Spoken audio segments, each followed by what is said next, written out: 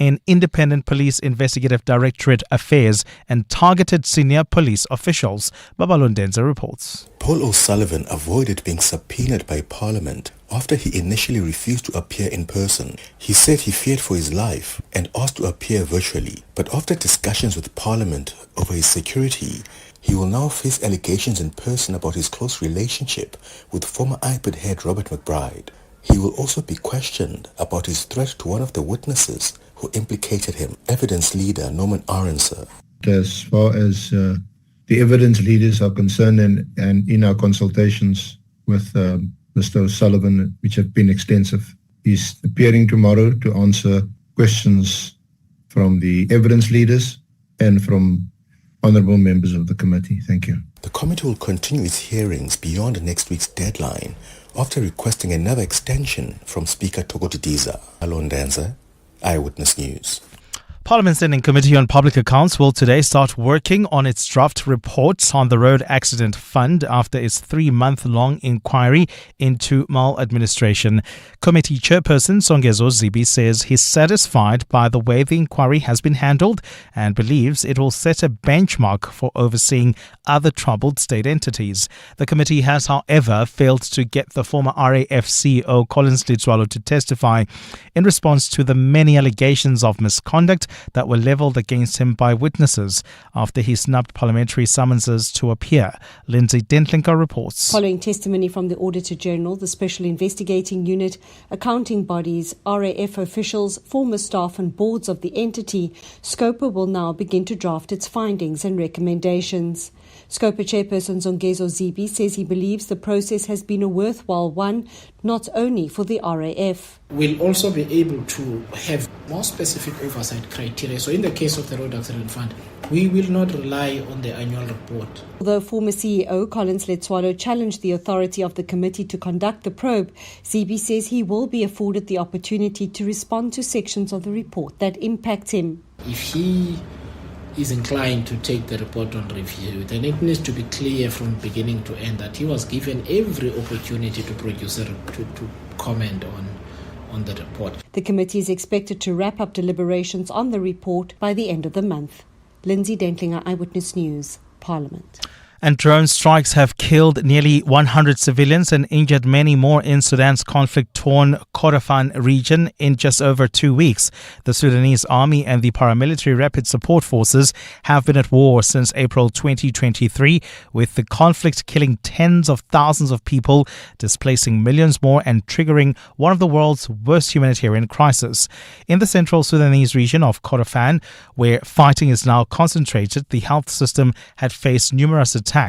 The UN's rights chief Volker Turk says the strikes, which were carried out by both the paramilitary rapid support forces and the regular army, struck a World Food Programme convoy, markets, health facilities and residential neighborhoods in South and North Kordofan. Survivors also spoke of seeing piles of dead bodies along roads leading away from Al-Fashir in an apocalyptic scene that one person likened to the Day of Judgment.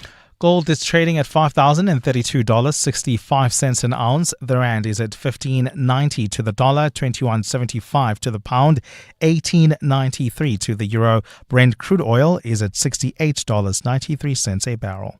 And in the traffic, we've got delays in Sunninghill on the N1 North. This is between Rivonia Road and the Baklu interchange. There's also queuing traffic heading towards Midrand via the N1 North. We've got an accident reported right near Allendale Road. Delays coming out of the Baklu interchange. A partly cloudy day in store for Gauteng. The temperatures will peak at highs between 29 and 32 degrees. The top story in EWN this hour: at least 11 people have been injured when a Putco bus they were travelling in tumbled down an embankment in Mondio. EWN, in touch, in tune and independent. For the latest, visit ewn.co.za or download the EWN app. Get your brain in the game and win big on the Brain of 702. Enter now on PrimeMediaPlus.com. T's and C's apply. You're with Clement Manyathela on 702. Let's Walk the Talk, streaming on the Prime Media Plus app, DSTV channel 856, 92.7 and 106 FM.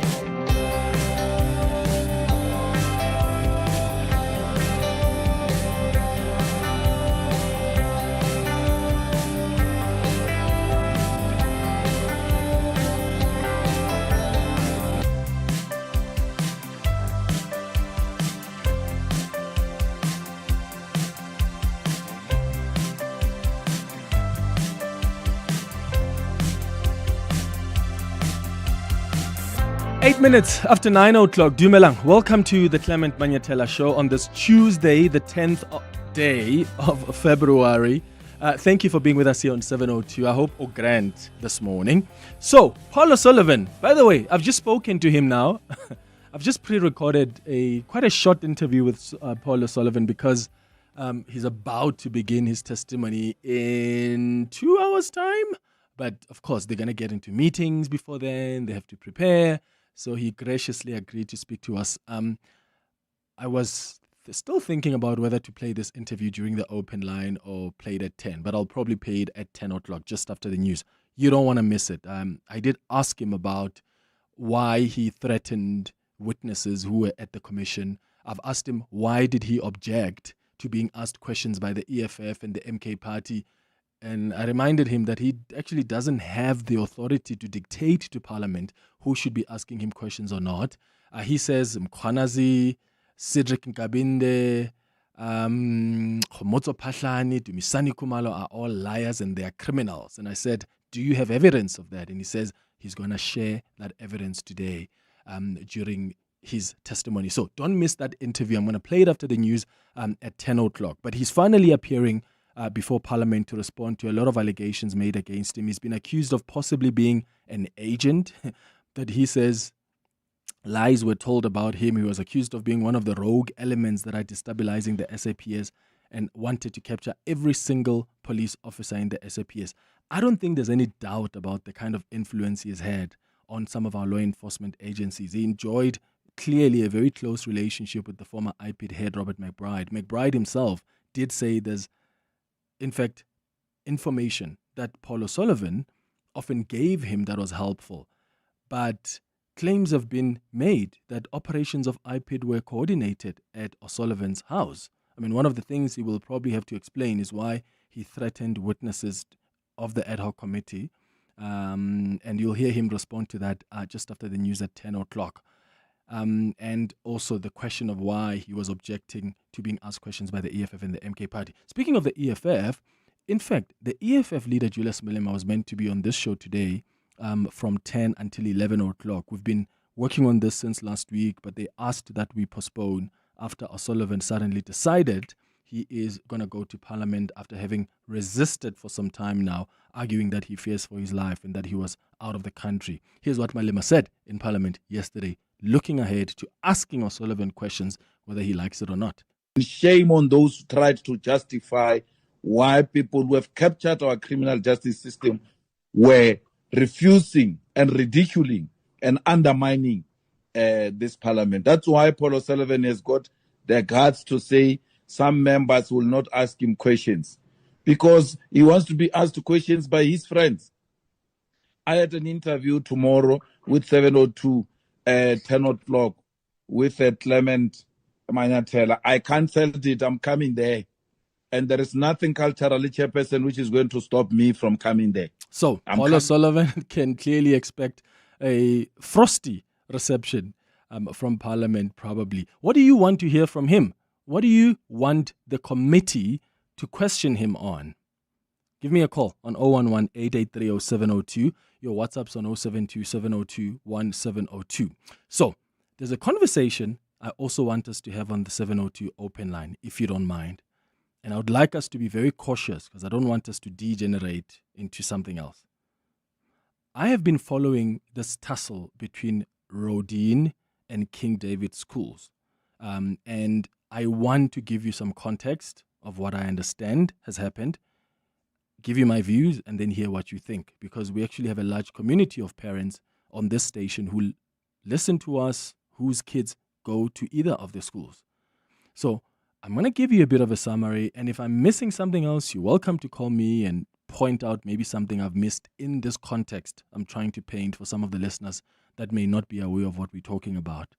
So students at Roedean and King David were scheduled to play tennis together, right? But when King David's students arrived at Roedean, they were told that the players were in geography workshops, so the fixture wasn't honored. The King David School, which is a Jewish school, is accusing Roedean of anti-Semitism for failing to honor the tennis fixture. Roedean's principal has admitted that some parents at the school have objected to the school, Roedean that is, playing against King David. The principal says she tried to explain to the parents that the school is, apolitical first and foremost, but some of the parents were concerned about King David being a Jewish school and proudly supporting the state of Israel regardless of what's happening with the war in the Middle East, right? So there are some parents of children at Roedean who are saying we have to take the stance that government has taken and support that. So that's just a bit of context. Now, the challenge now is I saw a statement dropping from Roedean because there's been telephone conversations that have since, I think, been leaked between the principal of King David and the principal of Roedean. But the principal of Roedean, from what I've read, was trying to explain to the principal of King David that, I'm getting a little pressure from the parents. This is what they're concerned about. And then in the statement that Roedean has sent out this morning, because, by the way, remember I said King David went to Roedean on the day that was scheduled for them to have this fixture, but they were told that the students were in geography workshops. And apparently King David realized that there were no geography workshops. In fact, Roedean didn't want their students to play against King David in this tennis fixture. So King David left. But now Roedean, in a new statement that they sent out this morning, and I'm going to start with this apology. They're saying, in fact, let me start at the top. Here are the facts of the matter as it stands. Roedean School is an apolitical institution and will continue to remain so. 2, we approached King David ahead of the scheduled fixture and requested a postponement to resolve issues with students who'd expressed reservations about playing the fixture. Now, something new here is that it's the students who have raised reservations and not so much their parents. 3, King David was unable to accommodate the postponement, so the fixture had to be cancelled. Number 4, regrettably, this cancellation was not effectively communicated to King David's team. We apologize unreservedly for this miscommunication. So this is just a bit of context to give you about what's happened. And of course, when the Roedean principal explained to the King David principal what the parents from Roedean were concerned about, was that apparently there was once when they went to King David to play them, and there were pictures of Israeli hostages all across the school. I mean, I don't find anything wrong with that, first of all. Like, let me start there. 1, King David has every right to put pictures of Israeli hostages. They are a Jewish school. They can do whatever they want to do with their school. They identify with the state of Israel. So the fact that there were posters on their campuses of victims of October 7, for me, that's neither here nor there. Why do you, as a parent of Roedean, want to have a say over a school which is clearly a Jewish school? If you had issues with that, then pull your kid off so that they don't go to play at King David. They're a Zionist school, in my understanding, which means they support the centrality of the state of Israel to the Jewish people. Now, that's the first thing I want to say, in my view, and I'm interested in yours. The second thing, I really think that Roedean has handled this issue so terribly. I really think they have. The first excuse they give is, oh, the students are in geography classes. And then now, in the statement they released this morning, they are regretting the fact that the cancellation was not effectively communicated to King David. Why didn't you tell King David in time and communicate effectively that please don't come to Roedean because we're actually cancelling the fixture? You let them come through, and then there seems to be lied told about the students instead of just being honest with them and saying the fixture is not going to happen. I must say in this statement, they're saying they have communicated to King David that can we please ask for a postponement to resolve the issues with our students. But King David was unable to accommodate the postponement. In that moment then, you communicate effectively and say, please don't come then to the premises because we have to cancel the fixture. Because otherwise you're going to come here, but the students have got reservations about playing you. So that's the second thing that came to my mind. The third thing is there anything wrong with Roedean sitting down with the parents or the students that have raised reservations against playing King David? I don't think so. The principal of Roedean, I think, was very right to represent her community. The first thing she did was she called the principal of King David and said, hey, I've got pressure coming from the parents, and I'm interested to know if you've dealt with something similar. Any principal of a school, their responsibility is to the community of that school. So if there are students in that tennis team, that raised reservations because maybe they were uncomfortable at some point when they went to King David, if there are parents of the principal's responsibility is to give them an ear. What is wrong with that? What is wrong with the Roedean principal saying, you know what, let me have a meeting with my students. Let me resolve this with the parents of the students before we can go ahead with the fixture. King David is now accusing Roedean of anti-Semitism, and they want an apology, which I honestly think is ridiculous. I really think so. Because nowhere in the conversation between the Roedean principal and the King David principal does the Roedean principal say, oh, the students don't want to play you because you're a Jewish school. The central issue here is that there is a concern about the geopolitics, what's happening in the Middle East. In fact, the parents of the school apparently said to the principal of Roedean, we need to take government's stance. What does that indicate to you? It indicates that they're talking about the war in the Middle East because we don't have a government stance that is against Jewish people in this country. We have a government stance that is against human rights abuses that are happening in the Middle East. Either Hamas against the Jewish people in Israel or the Jewish state against the people of Gaza. So to accuse Roedean of anti-Semitism because the principal says, I've got concerns here with students and parents that are raising issues and I want to hear them, I think it's exaggerating it. I do think that doesn't mean those parents may be right in their distress or objections or the students. But the principal must still sit down and say, okay, let me hear you. Unless we're suggesting that the principal should have just forced the kids to go play King David. What, just force them? You haven't heard what their concerns are? As a principal, you can sit them down and explain that, no, we're an apolitical school. We don't get into politics. So please, let's go and play these people. But it takes you sitting down with them first. And I feel like we're trying to criminalize Roedean and their principal for wanting to hear their students and their parents of the students who have raised objections. What is wrong with that? Let me know your thoughts on 011-883-0702. And I wonder how much say parents must also have in instances like this. Because I bet you there are some parents probably at Roedean whose kids don't know much about the war in the Middle East. But these parents are probably forcing their political ideology or their own political affiliations or their own perceptions about what's happening in the Middle East on their children. And I wonder if that should be allowed. So if you are a parent of a kid who goes to Roedean or King David, I'd like to hear from you. Roedean is not doing any interviews. The principal of King David was on Afternoon Drive with John Pellman yesterday. I'll probably play you that clip so that you get more context. But we've tried to speak to Roedean.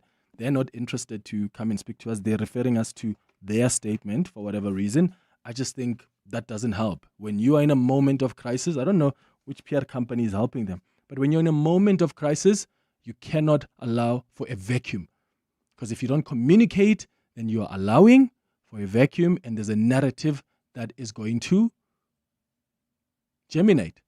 You don't only represent the people of your school. There are people who listen to us here who probably want to send their kids to Roedean next year. So the fact that you send a newsletter to the parents of the school, I don't think is sufficient. If you're an institution like that is interested in attracting other students and other parents to send their students to the school, you want to be able to communicate. Whether you want to apologize or you want to clarify things, and they're not coming to do that. But King David has spoken, so I'll play you that clip later on. Let me know your thoughts on 011-883-0702. WhatsApp's on 072-702-1702. So at 10 o'clock, we're going to play you that interview with Paul O'Sullivan. At 11 o'clock, we're going to do our World of Work feature. Today, we're discussing the expectations to have experience before you can land a job, but you can't find a job to give you experience. So there are challenges to securing a job without experience. So that's at 11. 11:30, we do our health and wellness feature, and today we are discussing the dangers of processed foods. That's the show coming up over the next 3 hours.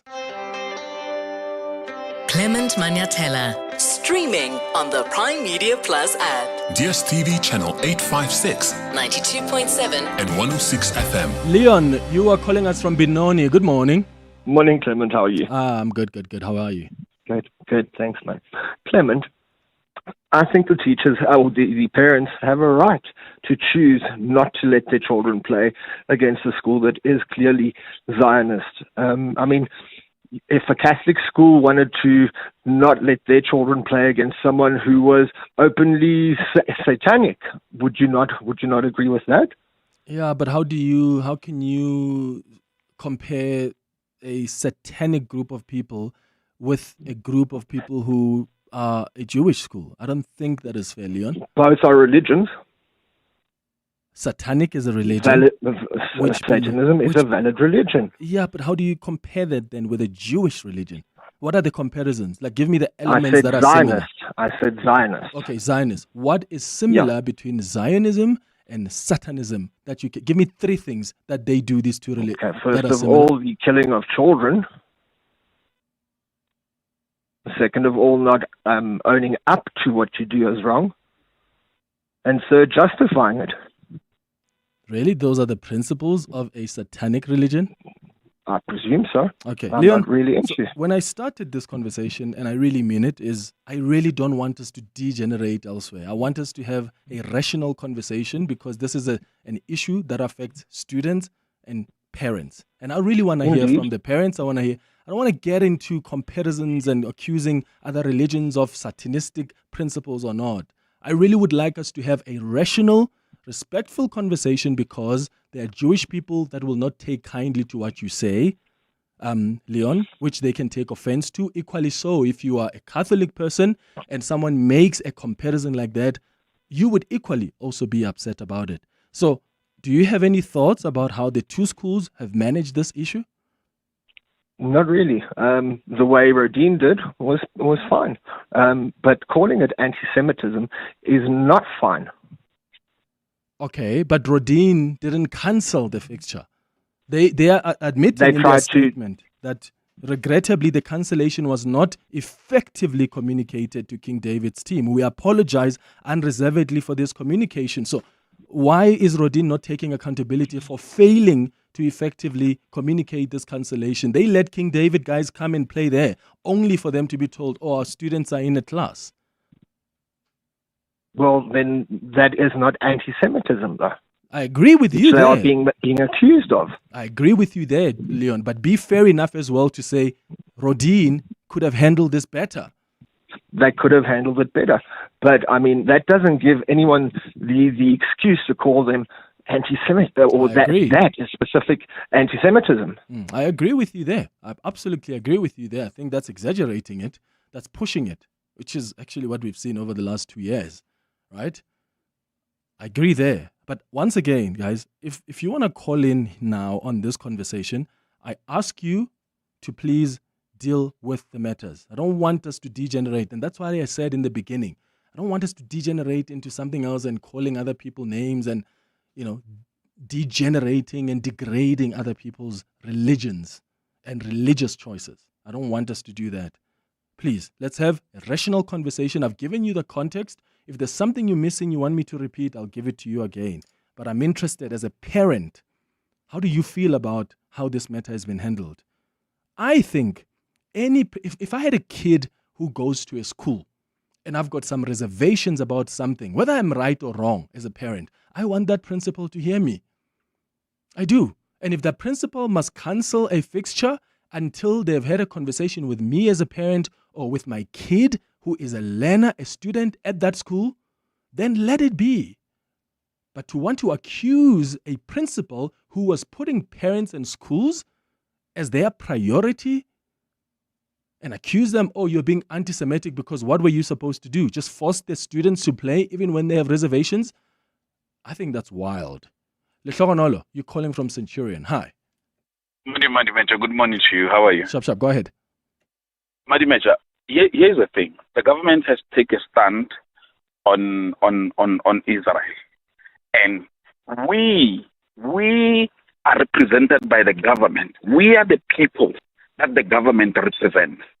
You understand? So when those parents follow what the government, the stand that we the people, ask the government to take of not allowing anything, okay, to happen between us and Israel, okay.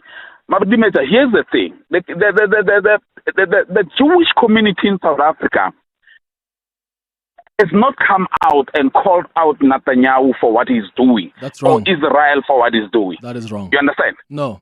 They haven't. No, they haven't. Sohanolo, you're wrong. And I always say the board of Jewish.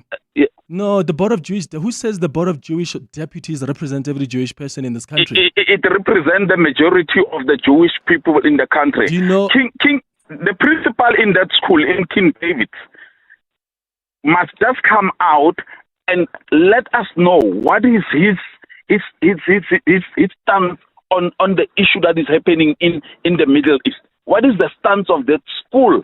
Then maybe Roedean will then reconsider. Those kids in Roedean, I take out my head for them and their parents. They will then reconsider and say, at least he has opposed what is happening in Israel. At least we know their stand. At least we know that we are going to play people who are supporting, who are not supporting genocide. So, Lehlogonolo, what responsibility does Roedean have to follow a government policy? They are a private school. Who said they have to follow a government policy? They have to. They are in South Africa. No, that's not true. That's not true. They are in South Africa. They are led by the president? Who's the president of the country? Do you think I follow government policy? You're wrong. I don't. Let me give you an example. When Russia invaded Ukraine, our government policy was quote-unquote neutral. I was never neutral on that. I criticized Russia for invading Ukraine. So but if you can't come out, you are saying Roedean, South Africa and say who says Roedean represents South Africa? No, I'm saying Roedean takes the government stand. The government stand, it's what it is now. Who says they must? It needs to be followed by each and every individual. No, that's not true. Lehlogonolo, I'm giving you an example right now. I have not followed government policy. So what? Have I violated any law? Well, you haven't violated any law, but whatever you're following, it's not going to apply. We are going to follow what the majority has as government. We are going to follow what government is saying. Whatever you're saying, you will end up saying it there at the radio station. You cannot go and represent our government and say, but Who said Roedean? Where is Roedean representing your government? No. The kids followed this. It's not Roedean as such, but it's the kids that goes to Roedean and the parents. Yeah, they don't represent government. Lehlogonolo, I think you're misinformed there, my friend. That's why there's freedom of speech. You can say whatever. I can say right now that I'm against our government policy for taking Israel to the ICJ. I can say that right now. So can Roedean. So can King David. So can any other school. I don't know where you get this idea that any school in this country has a responsibility to follow government policy. They're not somewhere on the international platform being sent by government to represent them. That's not the case. That a private school, they can decide whatever they want. And I'm not trying to argue here that the parents were wrong for whatever reservations they have. The parents must be listened to. But I'm arguing this idea that, Roedean is following government policy and they have a responsibility to do that. Where do you get that? Huh? It's 9:32. Time for the latest in Eyewitness News headlines. More of your calls and WhatsApps after the headlines. Swiso, hi. Thanks, Clement. Good morning. The Pretoria High Court will hear an urgent application by convicted killer and rapist Thabo Bester to be moved from the country's only super maximum correctional facility.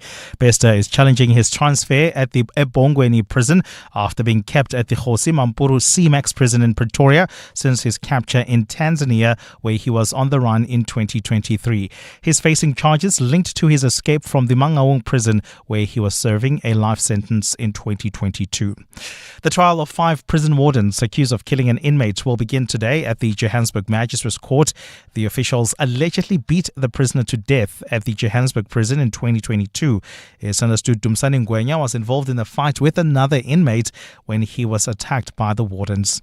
And drone strikes have killed nearly 100 civilians and injured many more in Sudan's conflict-torn Kordofan region in just over 2 weeks. The Sudanese army and the paramilitary rapid support forces have been at war since April 2023, with the conflict killing tens of thousands of people, displacing millions more and triggering one of the world's worst humanitarian crises. And those are the headlines. This EWN and more at 10 or as it happens. EWN Traffic.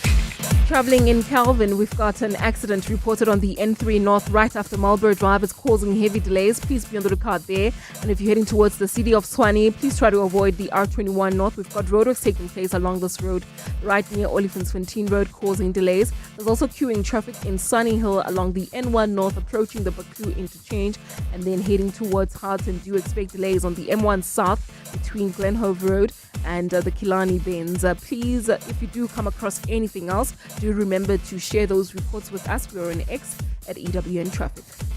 There's more EWN on air, online, and on the EWN app. Africa Milani. Weekday mornings, 4 to 6. Eunice, you've called in from Kilani on issues pertaining to Joburg Water. Good morning. I know of 2 residents personally, Africa, who were hit with bills of 9,000 and one of 12,000. Can you imagine being billed that amount of money when you don't have water? It's because of the air, but the meters were spinning. So the first thing is, if you hear your meter spinning, do whatever you want to, but close off the mains in your property or outside. So otherwise you're having a problem with Joburg Water. They're demanding fees for something that they're not applying. Africa Milani. 4 to 6 on 702. Joburg Ballet presents Giselle, the sublime of all romantic ballets at the Joburg Theatre from Thursday the 12th of February to Sunday the 15th of Feb. Giselle is a hot trending story of love so powerful that it reaches from beyond the grave. It lays bare a tale of passion, betrayal, and forgiveness with one of the greatest of all ballerina roles at its core. There will be 2 Valentine's Day performances at the Joburg Theatre on Saturday 14th of February at 2 p.m. and 7 p.m. It's the ideal opportunity to celebrate this romantic ballet with your Valentine. And later this month, Giselle will be at the South African State Theatre in Pretoria from Friday the 20th of February to Sunday the 22nd of Feb. You can book your tickets for Giselle at webtickets.co.za. So you thought you were building a business in this economy, but day by day, somehow it grew. You kept going when the freezer didn't freeze, the bucket didn't budge, and the bank balance barely blinked. So you thought you were building a business. You weren't. It was building you. Because this isn't just what you do anymore. It's who you are. And you don't trust just anybody to protect it. Chat to your broker about Old Mutual Insure Business Insurance. Protect what built you. Old Mutual Insure Limited is a licensed FSP and non-life insurer. When it comes to protecting your workforce, trust the workwear brand that has been protecting workers for over 150 years, Sweetall. Sweetall has overalls and uniform solutions for every industry, so your team is safe, comfortable, and ready to tackle any challenge. Visit our Boksburg showroom, shop A1 Atlas Road, Westwood, Boksburg, or go to sweetor.com today. Sweetor, we never let you down. Superior protective workwear since 1871. Your voice, Your station. your open line Walk the talk with Clement Manyathela. on 702. 33 minutes before 10 o'clock. Have you been following what's happening between Roedean and King David schools? I'm interested in your thoughts. You can give us a call on 011-883-0702. Please be quick with your comments. I want to try and get as many calls as possible because we've got lots of calls and voice notes that are coming through. So Azra, let's start with you. You are calling us from Johannesburg. Good morning. Hi, Clement. Hope you're doing well. I'm so good. basically what I want to chat about is, the students themselves, right? Obviously, it's a bit tricky to get their view because we don't want them to be ostracized on either side. But I think we have to give them more credit than you mentioned. You said maybe the parents are putting their views onto them. I think two things to mention. Number one, we know that the King David School is not apolitical. Like you said, they support the state of Israel. And I think we must be very clear between Zionism and Judaism. So they are strongly Zionist, which is a political ideology. The second thing is we know that it's the 50th anniversary of Soweto Uprising. Those were students, and they made a big difference in our history. So who's to say that students at Roedean or even King David, for that matter, don't have their own minds, their own beliefs. They see what's happening. They're getting a lot more information than we had when we were younger. So I think we've got to give them credit. And we have to think to ourselves, is it not also their feelings and approaches? Because it's not just about hostages pictures being put up at King David. They have security. They are a feeder for Israeli defense forces. So you are playing against a potential person who is going to go on Aliyah, take someone's home, or possibly serve on the IDF. So I think it's a lot bigger than what we think. And I think we must give our young people credit for having their own minds. Azra, I absolutely agree with you. In fact, I celebrate the kids who've got their own independent thinking. If there are kids at Roedean who are following global politics and they say to the principal, can we have a conversation? Because we are concerned about 1, 2, 3. How dare you as a principal ignore that?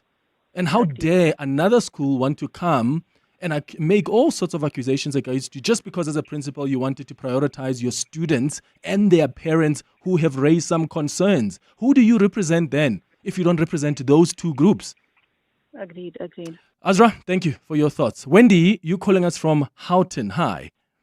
Yes. Hi, Clement. Thanks so much for giving me the opportunity. Sure, go ahead. I just wanted to say this is an incredibly painful situation for the Jewish community and for, there was no question that King David was discriminated against and that on Tuesday afternoon when they arrived for the fixture and they were told that Roedean did not play with Jewish schools, that was an incredibly Sorry, they were told what? and hurtful. They were told that Roedean was not going to play with a Jewish school. They said a that Jewish was made very school? clear, yes. By the that was principal? made very clear, yes, by the principal to the other principal. It was made very clear that there was a discomfort with playing with a Jewish school. And I think one can spin it in any way that you want to. When we come to a situation in South Africa where our constitutional values and where we are being discriminated and Jewish schools cannot participate in sporting events, I think it's an incredibly, incredibly sad day. Yeah, Wendy, 1 second. Has Roedean never played with King David before? They have played with Has King David always been a Jewish school? But yeah, correct. Okay. But this year they made it very clear that they didn't want to play with King David. But let's be fair then, Wendy. And that's called discrimination. Let's be fair. So, even the principal of the school speaking to John Pellman yesterday, and I'll play that clip in a moment. Let's be fair here. Roedean has always played with you as a Jewish, not you, the King David as a Jewish school, right? What has happened between now and over the last 3 years is because there's been a new wave of war in the Middle East.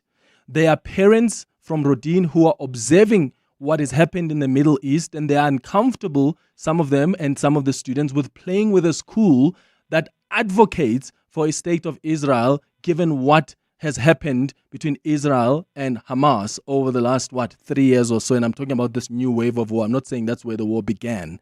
So why would you then want to say they don't want to play a Jewish school when they've played with King David's before? And the difference now is what has happened to the people in Gaza.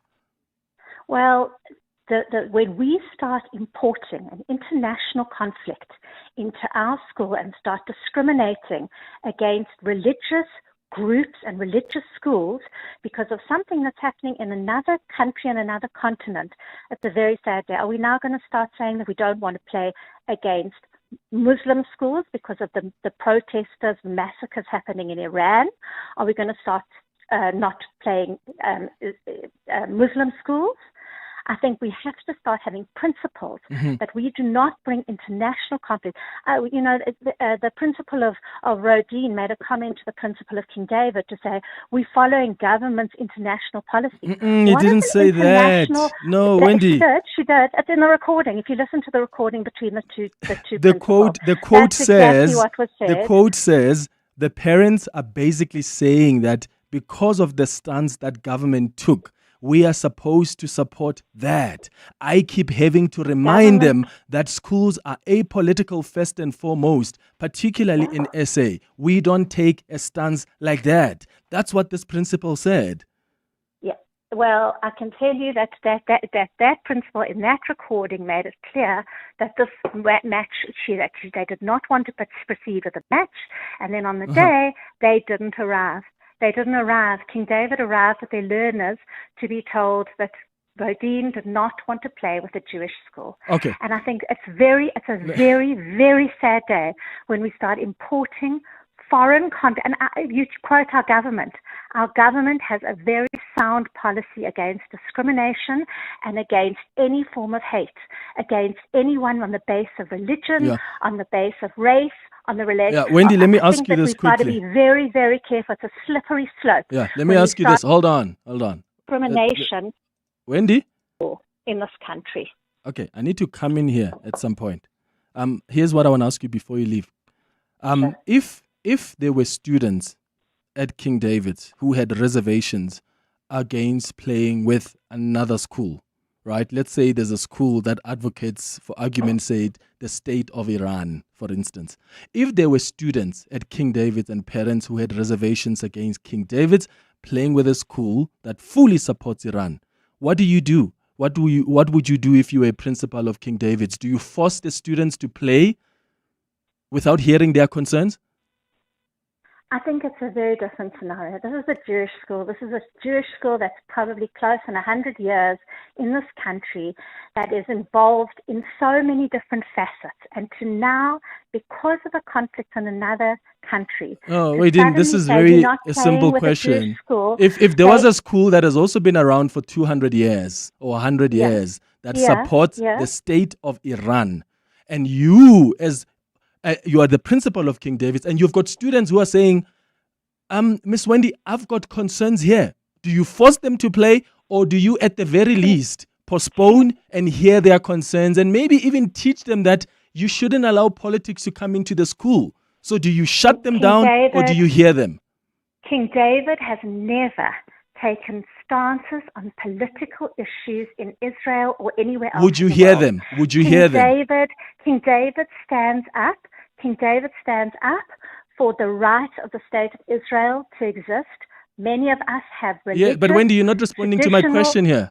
I'm asking you a simple question. Would you hear the students who say we don't want to play against this school that supports the state of Iran? Would you hear them, or would you force them to go play? You would hear them. Oh, you would hear them, great. and then you would turn around to them and say, we don't discriminate. No matter what the case is, we don't discriminate against schools on the basis of their religion. Okay, then we agree there, because that's precisely what the Roedean principal is trying to do. She's trying to have a conversation with the students and hear what they have to say and correct them where they may be wrong. Neil, you're in Renbeck. What are your thoughts? Hi. Hello, Clement. Hope you're doing well. Shop, go ahead. I've got a bit of a different spin on this. Being a member on the SGB board, I can see the story playing out, and I'm sure there was a WhatsApp group somewhere in the school. Yeah. Everything hits off, and the principal more than likely said, listen, I signed up for education, I didn't sign up for this. And I think the primary function of the principal will be then to say, listen, I need to firstly look after the sentiments of my parents and the learners, hear them out, and then take action. They cannot be forced to do whatever they want to, otherwise the principal will be in a fairly pickle. I mean, it's like they're in a marriage together. They're not visiting someone, having a fight, and then they can leave again. He needs to stick with the school and the parents and the teachers. What kind of principal would he be if he didn't say, listen, I need to respect the view currently, and then after that intervene? This is clearly not a discussion that can be had in a whole scenario where the students are together. Let's talk this out for half an hour. There's a bigger conversation that needs to happen in that school, and you're not going to fix that before a tennis match. I got you, Neil. And as I've said before, I'm really disappointed with how Roedean has handled this entire thing. I really am. And the fact that they're not willing to come and at least give their side of the story, they're living vacuum. So we must now assume what's going on. If really there are students and parents who have come out and expressed their discomfort, and they've got every right to do that. They've got every right to do that. The same way that parents or students from King David would, if they had reservations against playing with another school because they want to make an ethical decision, and that's why I'm giving you the state of Iran. If there's a school that supports the state of Iran, for instance, if there's a parent or a student from King David who's uncomfortable with that, and ethically that doesn't sit well with them, they've got every right to raise that distress and that reservation to the school. And the principal has a responsibility to hear them out. And I wonder if Roedean, in the face of all this distress and concerns that were raised, they probably thought, we can get the students to just still play tennis with King David, which I think would be completely wrong. Because if truly Roedean wanted to hear the students and the parents before they can play with King David, then they should have communicated effectively and said, we have to postpone or cancel this thing because we've got some parents and students that are uncomfortable. And until that is resolved, we cannot have a game. But they didn't communicate that effectively. That is disappointing. It's 11 minutes before 10. 702 Afternoons with Relebohile Maboja, 1 to 3 p.m. Why do you think it is that we don't like good news as people? Why do we revel in things that are not positive? I guess it goes back to that old age saying that says if it bleeds, it leads. And if the story is harder and tougher, then it travels more. We share it. We share it on our WhatsApp groups. We talk about it at the dinner table. It's almost like when you're driving on the highway, if you see an accident, you're going to look. And an accident is not a pretty thing. But in the same breath, over the last decade, I've seen in equal measure how good news can do exactly the same when we choose to let it. South Africa's good thing guy, Brent Lindiki. 702 Afternoons with Relebohile Maboja. Let's walk the talk. Corporates That Care promotes and encourages corporate leaders and all citizens to walk the talk for a better South Africa.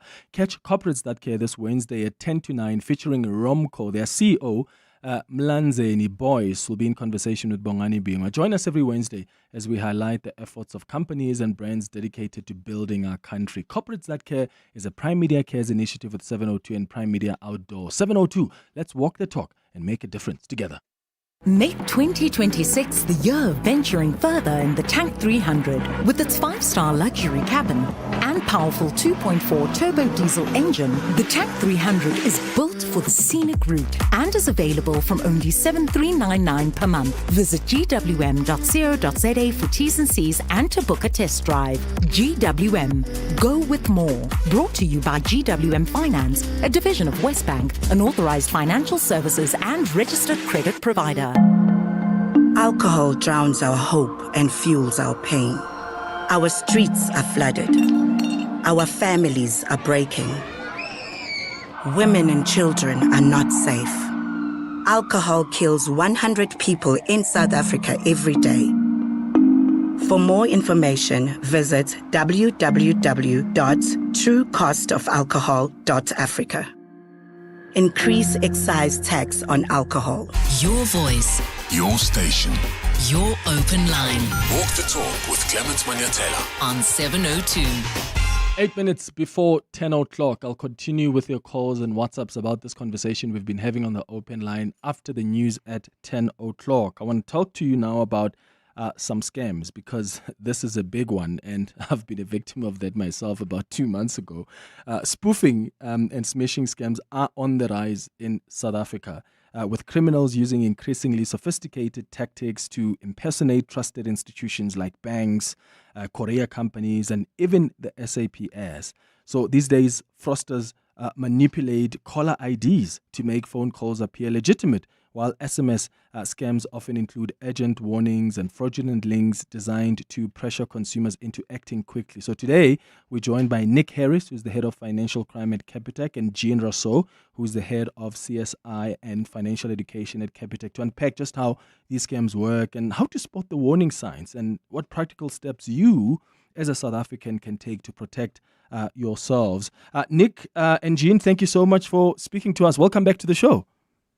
Cool, thank you very much. Thank you. Yeah, and let me start with you, Nick, because these fraudsters, for some reason, manage to make it appear as if it's the bank or the SAPS that is calling. How are they able to do that? Yeah, absolutely. So, I mean, they're using what we call in the industry caller ID spoofing. And really, that's what they do is they use inexpensive technology, and they are able to, at a network layer, actually fool the network into believing that number that they're calling from is the legitimate number. So this happens, unfortunately, because the telcos can't really verify the calls at a network layer, so they accept the number that's presented to them.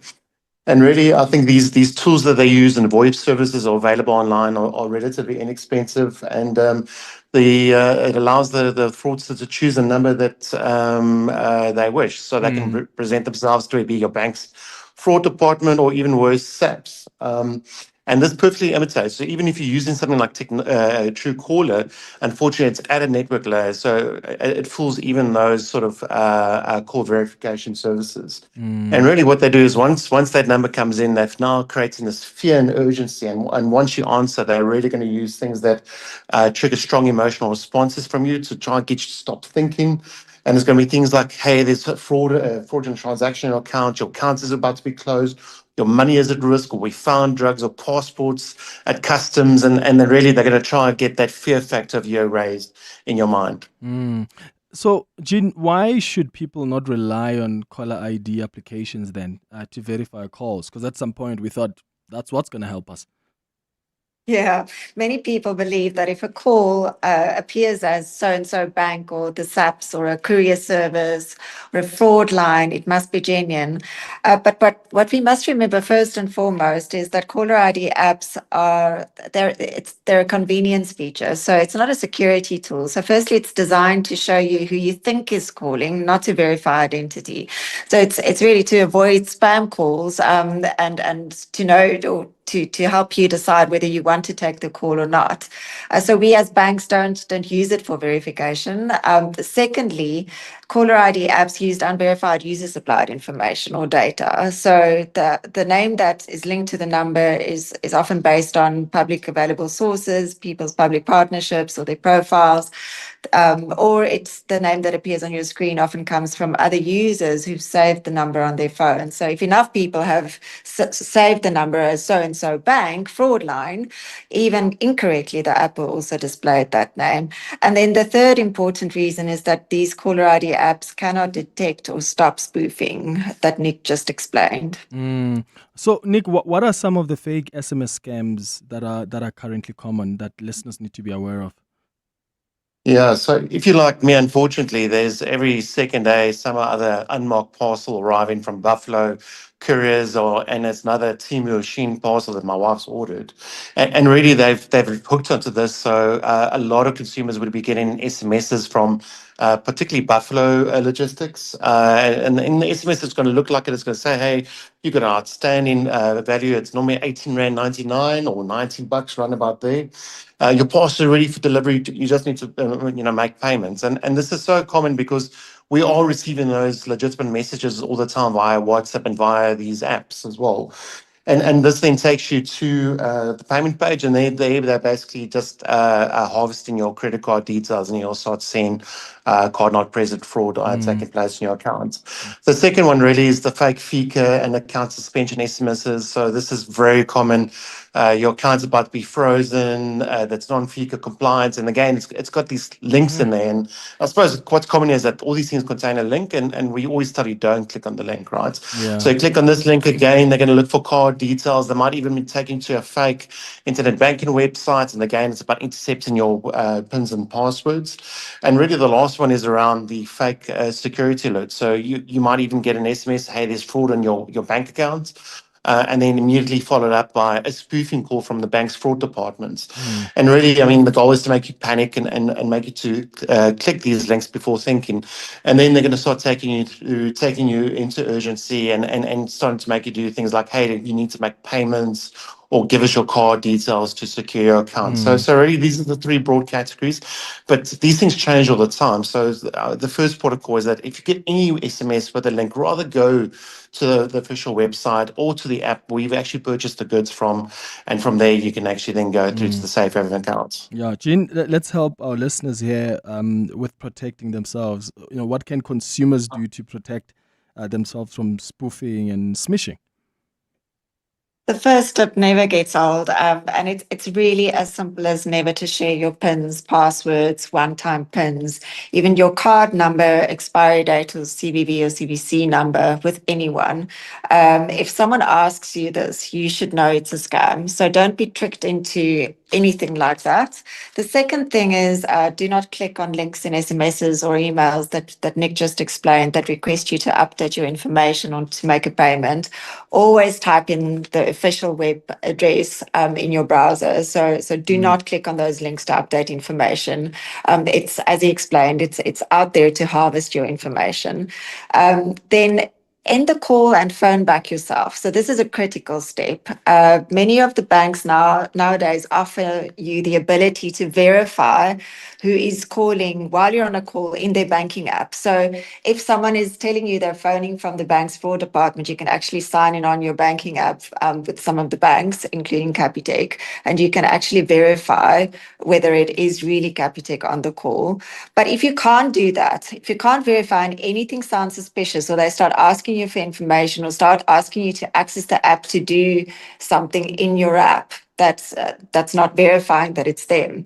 Hang up immediately and then call the bank back on their official number, the one on the back of your card, the one on their official web address. Do not, or then in-app calling, but do not use the callback function on your phone, because remember, they can even spoof that. So it's very important that you call the bank back on the official numbers and not return the call on that number.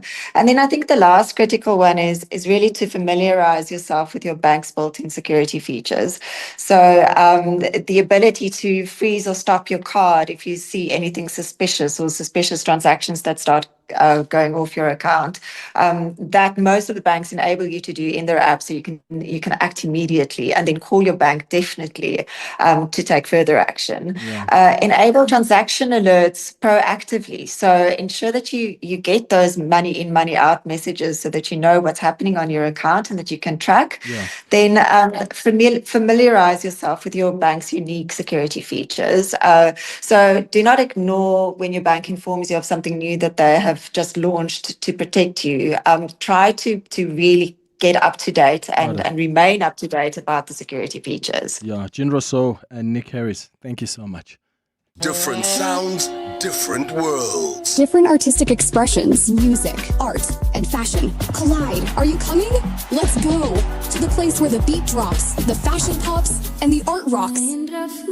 We're talking Focalistic, Dali Wonga, Mafigi Zolo, Kurt Darren, Matera Doughboy, Zoe Mudija, Claire Johnston from Mango Groove, the Tswani Gospel Choir, and more. Mahindra Fusion Fest, Saturday 7th March, Sunbet Arena. Tickets on Ticketmaster now. See you there. Get ready to Panda Pusher play Powerball and Powerball Plus for 49 million rand in total estimated jackpots this Tuesday. Don't delay. Play Powerball for an estimated 31 million rand and Powerball Plus for an estimated 18 million rand today. Buy your tickets now in-store on nationallottery.co.za, the mobile app or cell phone banking. Panda Pusher Play. Players must be 18 years or older. Play responsibly. Ituba is the proud operator of the National Lottery. To you, it's just a glass sliding door. To your dog, it's an invisible force field to be tested. But it could also end up being an expensive vet bill. Get peace of mind with Outsurance Pet Insurance from only 65 Rand a month. You get claims paid in 1 day, a fixed excess, choose your own vet, and you could get a cash out bonus. SMS quote to 45149. That's quote to 45149. Licensed insurer and FSP. TCs and information online. This is EWN. Good morning, I'm Sfiso Zulu. The Pretoria High Court will hear an urgent application by convicted killer and rapist Thabo Bester to be moved from the country's only super maximum correctional facility. Bester is challenging his transfer to the eBongweni prison after being kept at the Jose Mampuru CMAX prison in Pretoria since his capture in Tanzania, where he was on the run in 2023. He's facing charges linked to his escape from the Mangaung prison, where he was serving a life sentence in 2022. Khomoso Modise reports. Since his incarceration at the Jose Mampuru prison, Thabo Bester has been complaining to the courts about the conditions and the difficulties that he's experienced in consulting his lawyers. But those conditions have only become more severe as he's now been moved to the country's only super maximum security prison, eBongweni. The facility is known for keeping inmates in single cells for 23 hours, allowing them only 1 hour of exercise. This morning, Bester's lawyers are expected to argue for his return to Jose Mampuru and to highlight the challenges that they've experienced when trying to consult with him at eBongweni. Khomoso Modise, Eyewitness News. The trial of 5 prison wardens accused of killing an inmate will begin today at the Johannesburg Magistrates Court. The officials allegedly beat the prisoner to death at the Johannesburg prison in 2022. It's understood Dumsane Ngwenya was involved in a fight with another inmate when he was allegedly attacked by the wardens. Jabuli Limbata reports. It is alleged the wardens took turns beating the inmate in full view of other prisoners, who are now witnesses in the matter in court. Ngwenya was hospitalized and later succumbed to his injuries. The 5 men were arrested and charged with murder. However, they were released on bail for 2,000 Rand. Last year, the Department of Correctional Services told EWN that the officers have all returned to work despite facing murder charges. Jabuli Lembata, Eyewitness News, Johannesburg Magistrates Court. Former NPA head Shamila Batoyi has now appointed a legal team to represent her at the inquiry into Gauteng prosecution's boss Andrew Chauke's fitness to hold office, but it's unclear when she will resume her testimony. Batoyi walked out of the inquiry in December after facing tough questions during cross-examination, citing a lack of legal representation. The inquiry will now resume on Thursday after the application to postpone to next week was rejected. And drone strikes have killed nearly 100 civilians and injured many more in Sudan's conflict-torn Kordofan region in just over 2 weeks. The Sudanese army and the paramilitary rapid support forces have been at war since April 2023, with the conflict killing tens of thousands of people, displacing millions more and triggering one of the world's worst humanitarian crises. The central Sudanese region of Kordofan, where fighting is now concentrated, the health system had faced numerous attacks. The UN's rights chief, Volker Turk, says the strikes, which are carried out by both the paramilitary rapid support forces and the regular army, struck a World Food Programme convoy, markets, health facilities and residential neighborhoods in southern North Kordofan. Survivors also spoke of seeing piles of dead bodies along roads leading away from Al-Fashir, in an apocalyptic scene that one person likened to the Day of Judgment. Gold is trading at $5,032.65 an ounce. The rand is at $15.90 to the dollar, $21.75 to the pound, $18.93 to the euro. Brent crude oil is at $68.93 a barrel. And in the traffic, we've got delays on the M1 South between Corlett Drive and Glenhove Road. Roadworks are taking place along the street, and that's the reason for that delay. And we've also got queuing traffic on the M2 West between the Crown Turn Off and Main Reef Road. A partly cloudy day in store for Gauteng. The temperatures peaking at highs between 29 and 32 degrees. The top story in EWN this hour. The Pretoria High Court will hear an argument application or urgent application by convicted killer and rapist Thabo Bester to be moved from the country's only super maximum correctional facility. EWN, in touch, in tune, and independent. For the latest, visit ewn.co.za or download the EWN app. You're with Clement Manyathela on 702. Let's walk the talk. Streaming on the Prime Media Plus app. DSTV channel 856, 92.7 and 106 FM.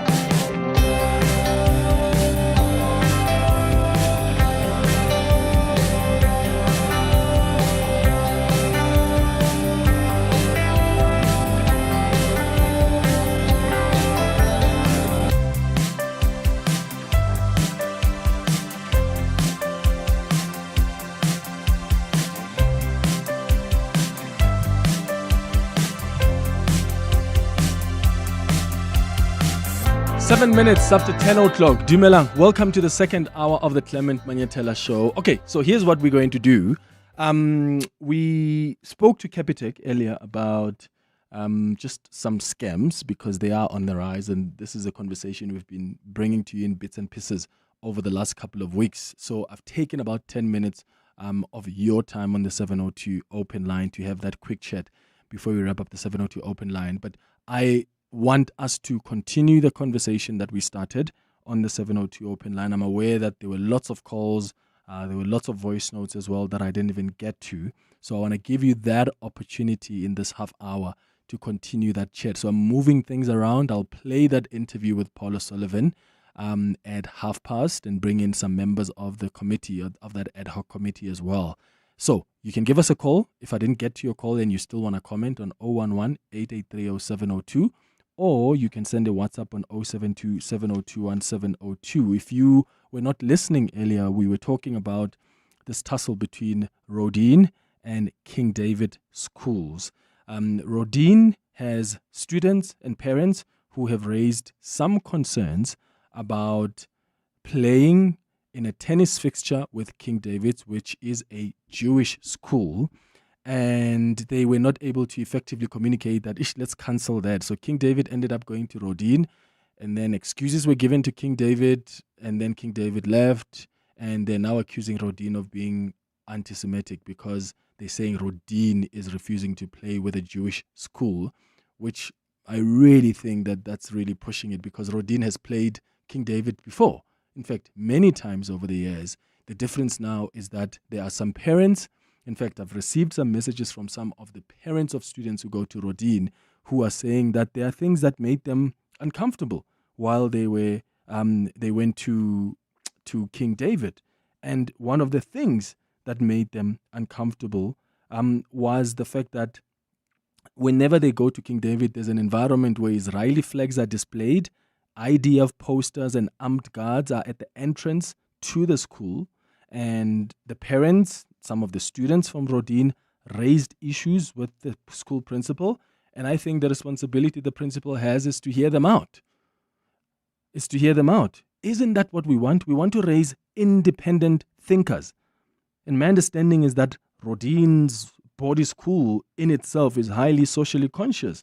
So critical thinking is quite embedded in their education, as one former parent has actually also told me. So it's good that you've got students and learners that are able to say to the principal, these are the concerns that we have. And whether they're right or wrong, the responsibility of that principal is to hear them out, right? And I have not come across anywhere where the school principal says, we don't want to play you as King David because you as King David are a Jewish school.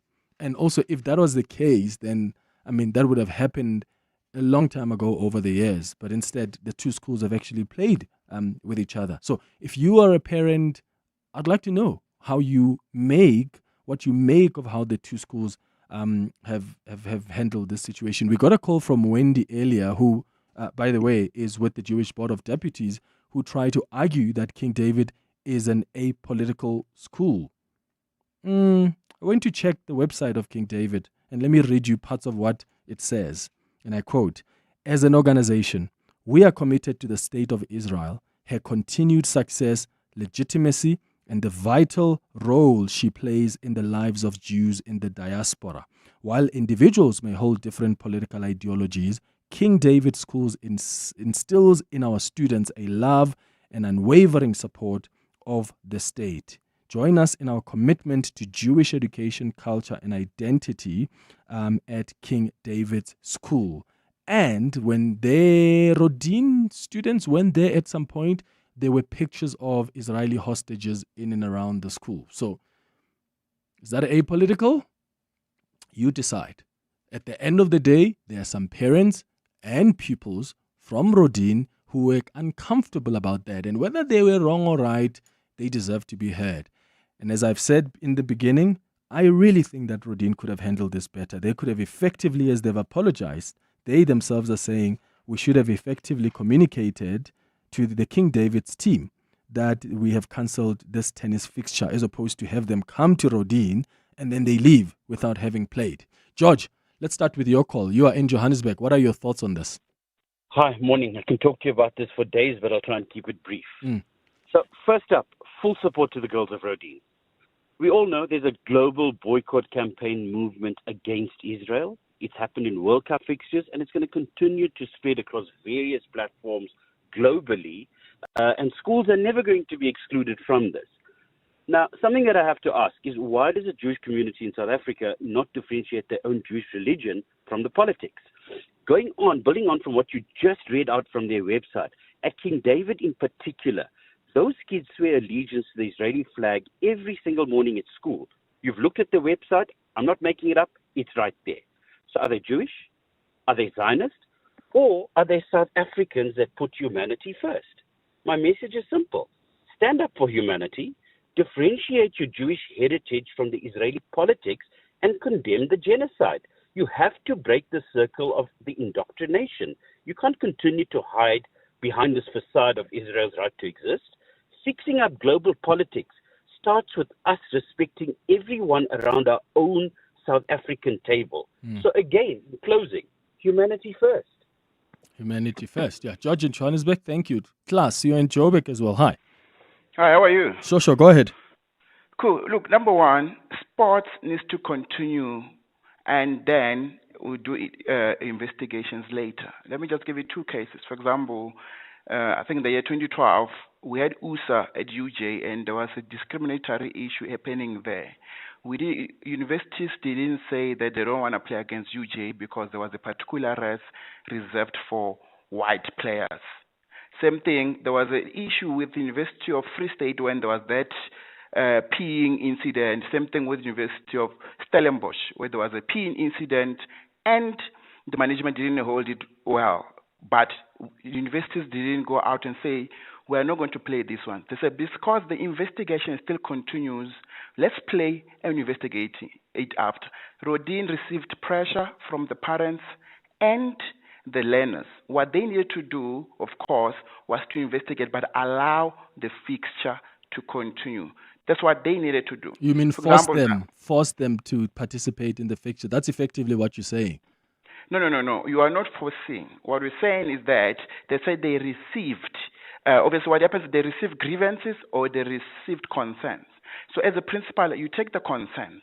When you take the concerns, I go, okay, cool, I understand your concerns, I'm noting them. Pending the investigation, can you continue this way? The same things happen in other incidences. No, but what if the learners are saying, so, Klaas, I hear the incidences you're mentioning. That doesn't mean that that's the way to do things. So UJ may have dealt with cases like that, or University of Bloemfontein.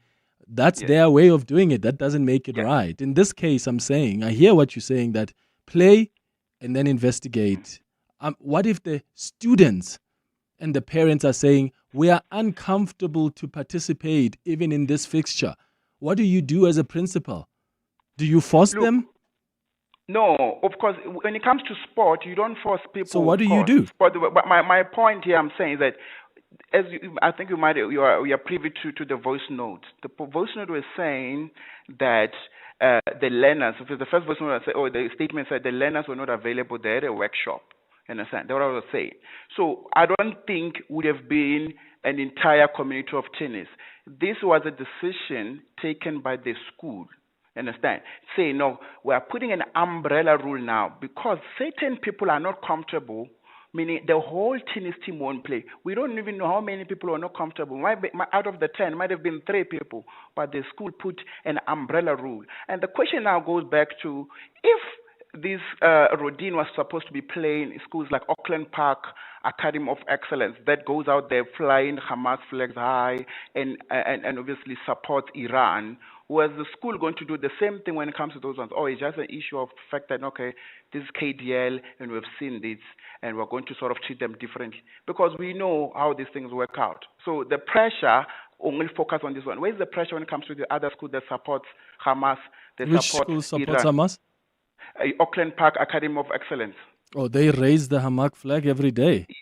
Not every day, but What do they do? they have in the schools. The kids are taught about Hamas being a resistant movement.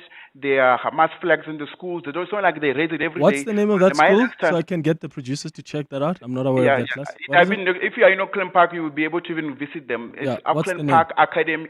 Auckland Park Academy of Excellence. You can actually go visit the school and see what is in the school. Well, the producers will check that class. We'll check that if the school represents. Flags, there are a lot of things there. My point is that, of course, as I'm saying, when it comes to sports, you sign a code of conduct as a coach, as a learner, also as a parent. There are a lot of things that are involved. But if anything that involves investigation, the sport must continue pending the investigation. Yeah, but plus you still, what if they don't want to play? They're still saying we can't wait for an investigation, we're uncomfortable, which is why I'm asking you, so are you suggesting then the principal must force them? That's what I'm saying. Same thing, you're ignoring the fact that in a tennis team is obviously they are playing as individuals or as doubles. Yeah. There might have been 10 of them, but in the 10, I differ on the fact that I don't think all of them were uncomfortable. Oh, so maybe say to those that are uncomfortable, leave. Yes. Okay. Then, you allow those, maybe the 3 that were not comfortable playing, you allow them not to play, but the rest. So so what if there's 6? What if there's 6 that are out and there's no way you can have a tennis match without, let's say, I don't know, 6 players that are needed there? What happens there? Come on. You know how school system works. Whenever there's a big pool of players. So if a player is uncomfortable based on whether, let's leave the politics, I'm uncomfortable because I'm not feeling well, I'm uncomfortable because of the weather or they're traveling, there are always subs. So the other 6, if they're not, they don't want to play, there's always going to be another pool to pull up players from. You understand? Yeah, but saying, you cannot now put an umbrella rule. When you put an umbrella rule saying we are not playing, now it becomes an issue of a school. Yeah, but we are also assuming that it's an umbrella rule because you don't know how many of those students are uncomfortable, do you? That's what I'm saying. Yeah, That's why we're dealing with assumptions here. But my point again goes back to the fact that sports continues pending investigation. Yeah, well, wait.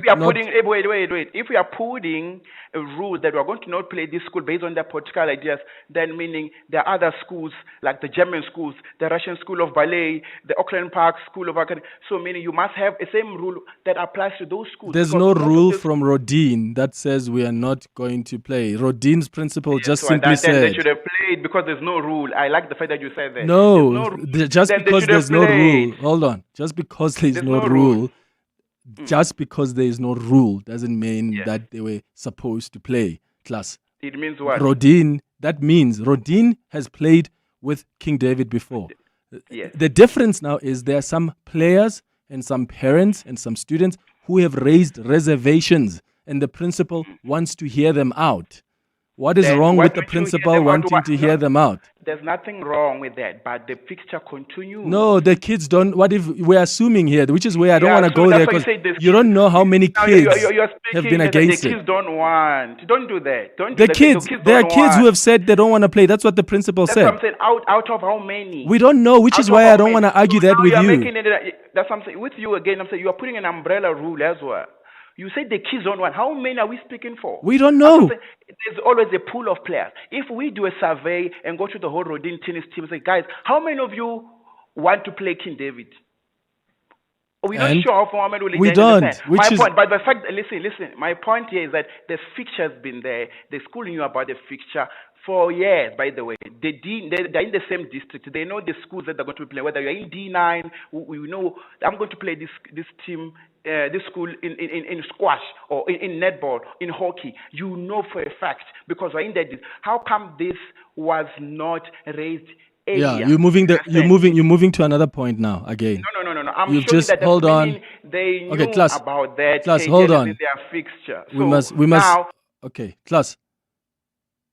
I'm not even done, but you're disrupting. But let me allow I've given you a chance. I literally kept quiet so that you can go on, so I can come in. So, if we're not gonna give each other a chance, then we're not having a rational conversation. I wanted to respond to your first point, but then you jumped to the next point, which is actually a point I raised in the beginning, that the way Roedean has handled this is bad because they knew about this fixture a while back.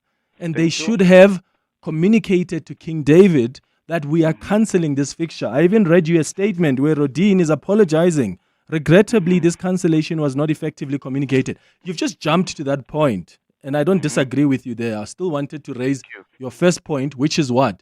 I don't want to debate with you whether there's a rule or not, or how many kids are going to play where we're uncomfortable or not, because I don't have those numbers. You don't have those numbers either. True. Where I disagree with you is that, pending an investigation, the sports must continue, because we just don't know if it was even feasible. What I'm happy with what the principal has done is prioritize her community. That's it. If there are students or parents who are concerned, whether that there's ground and foundation to that concern and distress or not, that is the school and the principal and the community to deal with it. But I wouldn't have been comfortable if I was a parent and I raised a distress, or my child who goes to the school raises a distress, and then the principal says, okay, we'll investigate, but in the meantime, go play. I wouldn't be comfortable with that. But I'm happy that the principal said, I want to hear what the kids are saying. I want to hear what the parents are saying. Let's postpone it. Where I agree with you is they should have handled it better. They knew this fixture is coming. These concerns have been raised before. Why are they only acting so late? And why are they allowing King David to come there, only for King David to walk away without playing with them? Can I come in now? Yes, come in. Look, you see, that's what I'm saying. Obviously, we are relying on assumptions because we don't have all the facts. And obviously, we rely on the media statements, we're relying on the statement released by the schools and the voice note that have been trending. But now, as a school, if Clement's child goes to a particular school, and Clement, because he believes that that school has issues, and Clement alone goes and complains to the principal. Clement alone. Yes, I'm talking about Clement alone. Going back. He complains. Yeah, no, I'm saying that's because we're relying on assumptions. You are saying, in your point, you are saying that the whole fixture must be cancelled because I, as Clement Manyathela said, my kid and as a parent, we are not comfortable playing against this school. You understand? So we can't operate like that. We can't operate because of a particular individual or maybe a certain number of people who were not comfortable. And that's the thing. We can't operate. That's my point here. Yeah. That so since we don't know how many, but the sport continues. But how does it continue when we don't know how many? Klaas, okay, we'll leave it there. How does the sport continue when you don't know how many? Which is where I don't want to debate that. We don't know. What if there was no one in the tennis team who was willing to play? That's why I'm not trying to play there. I'm trying to deal with, how did the principal react? She said, I want to hear the people who complained. So she's giving them an opportunity. I would rather that than a principal who says, okay, I hear your complaints, but still, go play with the very same people that some people may feel uncomfortable to play with. But if there are some people who wanted to play and the fixture could still continue, absolutely. Those who are uncomfortable can then be pulled. But again, I'm not going there because you and I don't know how many out of this tennis team were willing to play with King David's and how many were not. Clement, I've been following the King David Roedean saga since the very first time it broke. And as the facts have been coming out, my feelings have been changing, and like you, I've got different opinions. But what I do think we need to talk about is when things like this come up, I think there are effective channels for the heads of schools to deal with one another. I think the coach doing a voice note to parents at a time when the emotions were running very high is what the school should be dealing with, King David should be dealing with. I think there are better ways to deal with it as adults, and I think there are lines of communications in corporates and in schools that we need to respect. So I think that, it is a note to all of us. Clement and the team, Andy Lane, Brackendowns, I hear the story about the schools. Us as parents, we are the ones who bring all this racial segregation and political segregation. These kids grow up together in kindergartens, they become best friends, and in primary schools. As they grow out, we pull away from each other. It's all about us parenting, putting our own opinions and views and enforcing it on our kids. Andy Lane, Brackendowns. Morning, Clement. You see, now when we are starting to take this thing here, Palestine, Israel, to schools, we are making a very big mistake. We have nothing to do with what is happening in Palestine or Israel. And it's not like everyone in South Africa is bound to support Palestine. If I don't choose to support Palestine, it's my choice, and no one should force me. No one should come to me and say, I won't play with you because you are supporting Israel, you are not supporting Palestine. I have a right to support whoever I want to support. Thank you, Clement. Yeah, you can support Palestine, you can support Israel, or you cannot support Israel and you cannot support Palestine. It's your choice.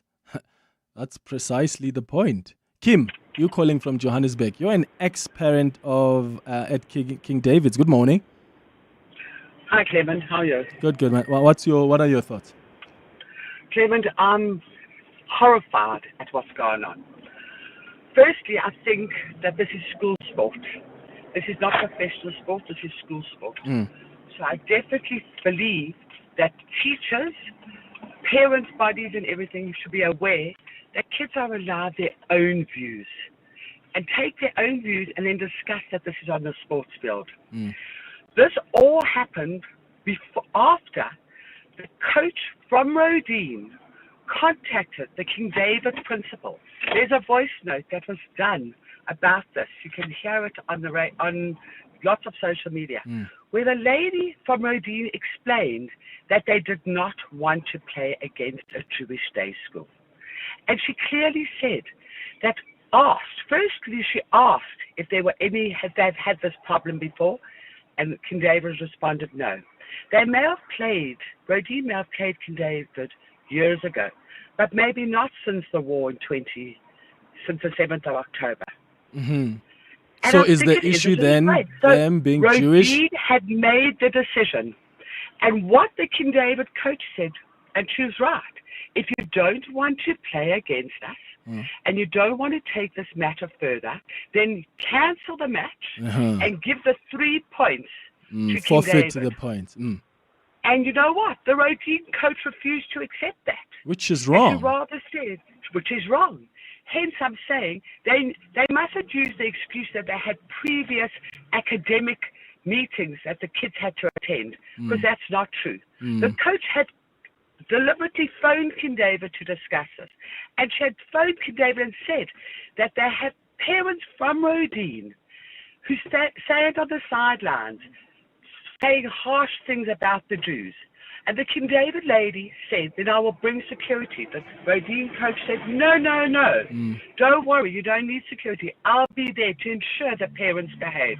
So this is really parents indoctrinating their children not to play against the Jewish community. We're living in South Africa. What's going on in Israel and Palestine has got absolutely nothing to do with South Africa. Nothing. Not everyone that's Jewish agrees with what's going on in Palestine. Everyone's got their own opinions, but this is school sport. And school sport should not have religious beliefs brought onto the field. It is totally unacceptable. And the way Roedean have gone around this is horrendous. All right, Kim in Johannesburg, thank you so much for your thoughts. I hope I can speak to someone at Roedean at some point, as I've also said on the open line in the previous hour. Yeah, I really just think the way they've dealt with this leaves a lot to be desired. I don't completely disagree with everything, as I've said. I agree with the approach the principal has taken to at least hear the parents or the students. But the way they've handled it and even communicating this cancellation, it's just wild. It's 10:32. Swiso, hi. Thanks, Clement. Good morning. Ekurhuleni Municipality's suspended head of legal, Kemi Bihari, has conceded to making false statements to the Madlanga Commission. Bihari initially submitted a statement to the Commission saying the municipality never intended to challenge the findings of police watchdog IPID regarding an investigation into the Ekurhuleni Metro Police Department's Deputy Chief, Julius Mkhwanazi. In 2023, IPID found Mkhwanazi entered the municipality into an irregular contract with companies linked to suspected crime boss Vusmuzi Matlala. The City of Cape Town has called on energy regulator NERSA to scrap Eskom's electricity tariff hike pending a full assessment of the power utilities financials. NERSA's decision to increase tariffs from the original 5 to 6% to almost 9% annually for the next 2 years has sparked a national outcry. And a Russian attack has damaged an energy facility in Ukraine's southern Black Sea region of Odessa. Power company DTAC says the damage is extensive and repairs are likely to take a long time to restore the equipment to working order. And those are the headlines. This EWN and more at 11 or as it happens. EWN Traffic. Traveling on the R24 as well as the N12 West, we've got delays between the Edenville Road exit and the Kiluli's interchange. There's also queuing traffic reported along the M2 West as you approach the Boyson's Road exit. Please be on the lookout there. And speaking of the M2 West, queuing traffic as well between the Crown Turn Off and the Main Reef Road. While heading towards the Amalgam Main Reef Road in itself, it's backed up towards Crownwood Road. Please be on the lookout there and drive with care. More updates coming up at the top of the hour. Stay tuned. There's more EWN on air, online, and on the EWN app. There's much to say about where South Africa is, and even more about where it's going. On Thursday, 12 February, President Cyril Ramaphosa delivers the State of the Nation address, live from Cape Town City Hall. 702 Cape Talk and Eyewitness News will be there, analyzing every word and bringing you the news as it breaks.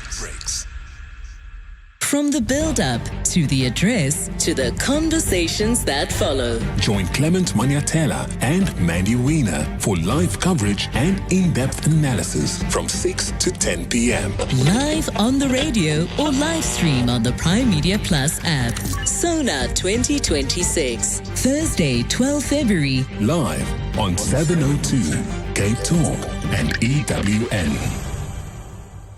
Media is changing fast. The question is, are you leading it or chasing it? The Pulse Media Leadership Conference is a one-day gathering of bold thinkers shaping what's next for media, marketing and leadership. It all happens on the 26th of February from 8 a.m. till 5 p.m. at the Galleria Conference venue in Sandton. Expect insights from Springbok coach Rassie Erasmus, CEO of Montegray Capital, Michael Jordan, and global marketing icon Seth Godin. Joining us live from New York via Zoom. Tickets are on sale now at ticketpro.co.za. Prime Media Broadcasting is a proud sub-sponsor of the Pulse Media Leadership Conference 2026. Progress builds, it moves, and it has a partner. That partner is Anglo American. Together, we're building progress where it matters most across South Africa, with 1.6 billion rand unlocked for entrepreneurs through our Impact Finance Network and 25.9 billion rand invested through our Kumba Iron Ore business into infrastructure development, healthcare, community upliftment, and more. These are just a few examples that show when collaboration is real, progress moves faster. As a proud sponsor of the Investing in African Mining Indaba, we are working with our partners to unlock mining's full potential. South Africa has a partner, Anglo American, mining potential, building beyond. You may not know this, but that genius, Albert Einstein, he never wore socks. which proves that even the smartest people aren't always smart. But you can shop like an absolute genius at DecoFern Furniture with unbeatable deals on office chairs, desks, and much more. Plus up to 50% off end-of-range items. Work smarter, study smarter, and definitely shop smarter at DecoFern Furniture right now, in-store or at decofernsa.co.za. Corporates That Care promotes and encourages corporate leaders and all citizens to walk the talk for a better South Africa. Catch Corporates That Care this Wednesday at 10 to 9, featuring Romco. Their CEO, Mlanzeni Boyce, will be in conversation with Bongani Binga. Join us every Wednesday as we highlight the efforts of companies and brands dedicated to building our country. Corporates That Care is a Prime Media Cares initiative with 702 and Prime Media Outdoor. 702, let's walk the talk and make a difference together. The Money Show. Weekday evenings at 6.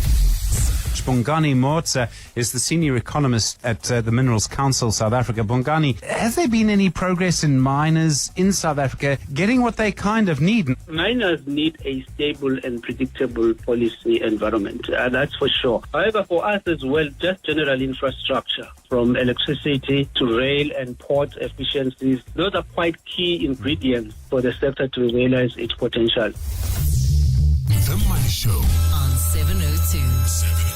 Let's walk the talk.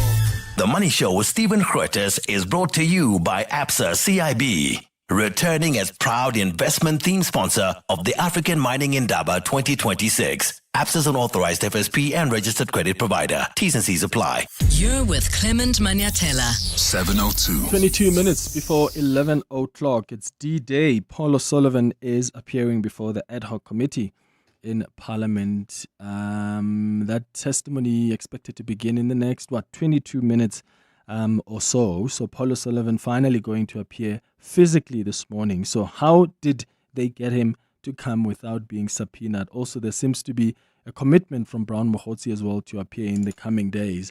I've invited Mtumiseni Ntuli, who's the chief whip of the ANC, and Ian Cameron, who is the DA committee, the police committee chair, who sit also on that committee. Mtumiseni, let me start with you. Good morning. Thank you for making time for us.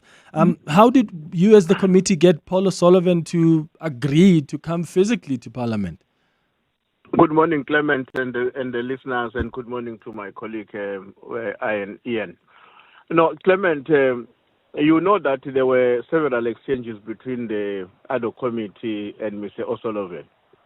And at the point when the Speaker intervened to help us to follow the processes and the procedures as required by the legislation, I would imagine that Mr. O'Sullivan then understood that unless he complies with our request, the inevitability is going to happen where we subpoena him and we may end up in a back and forth litigation between him and Parliament, something that, as he said in his own affidavit, is an experience that he has been subjected to over time, and I'm sure he doesn't want to repeat it, at least with Parliament. Mm-hmm. And Ian, I mean, right now then, because he had complained about his security, does this mean that Parliament has now arranged with him to get the security that satisfies him, or are they using parliamentary protection services? Morning, Clement. Morning, Ndu, and to the listeners. Yeah, and indeed, there would have been an assessment of some kind. Mm-hmm. We're not privy to all the details of that, and I think it's a good thing that it's kept as close as possible to him. Obviously, there are significant challenges, or could be significant challenges regarding security. We've seen issues around the Madlanga Commission as well. So we understand that there are potential risks and even potential threats. Mr. O'Sullivan also shared some of those in his submissions to the ad hoc committee. And whether members, even ourselves, agree with them or not, the point is that we need to make sure that the relevant things are in place to ensure that his time before the committee is in a safe space. Yeah. Mdu, there were some issues with who Paul O'Sullivan wants to take questions from. Has that been resolved? Because he had indicated that he doesn't want to take questions from the EFF and the MK party. I did speak to him this morning and I told him, well, you can't really dictate who asks you or which questions you take and which you don't from the members of that committee. Do you know as a committee how you're going to deal with that so that, he actually does understand that he's in Parliament and he's got a responsibility to respond and interact with the members of Parliament in that committee? Well, I think Clement, I really hope that he will be persuaded by the discussion that is going to have to ensue between him and us, because whatever position that he holds about any of the political parties, we have to prevail on him to understand that he's appearing before of Parliament, not some subcommittee of the EFF or the MKP, because to take a position like that may equally equate us into something that we are not. But my own, really, I'm quite confident that we will find a way to have a constructive conversation with him to the extent that he'll be persuaded to answer all the questions before. Ian, what about Brown Mokhotsi? Has any decision been taken on whether he will appear and whether you'll meet his expectation in as far as security is concerned? Well, I think in terms of Parliament, again, in terms of the Speaker's intervention, I know some of the members might not agree, but I don't think her intervention is wrong. Just like some of the potential witnesses, have reservations about appearing before the committee or potentially litigating against Parliament. I think Parliament itself has a name to protect, has a certain standard to protect.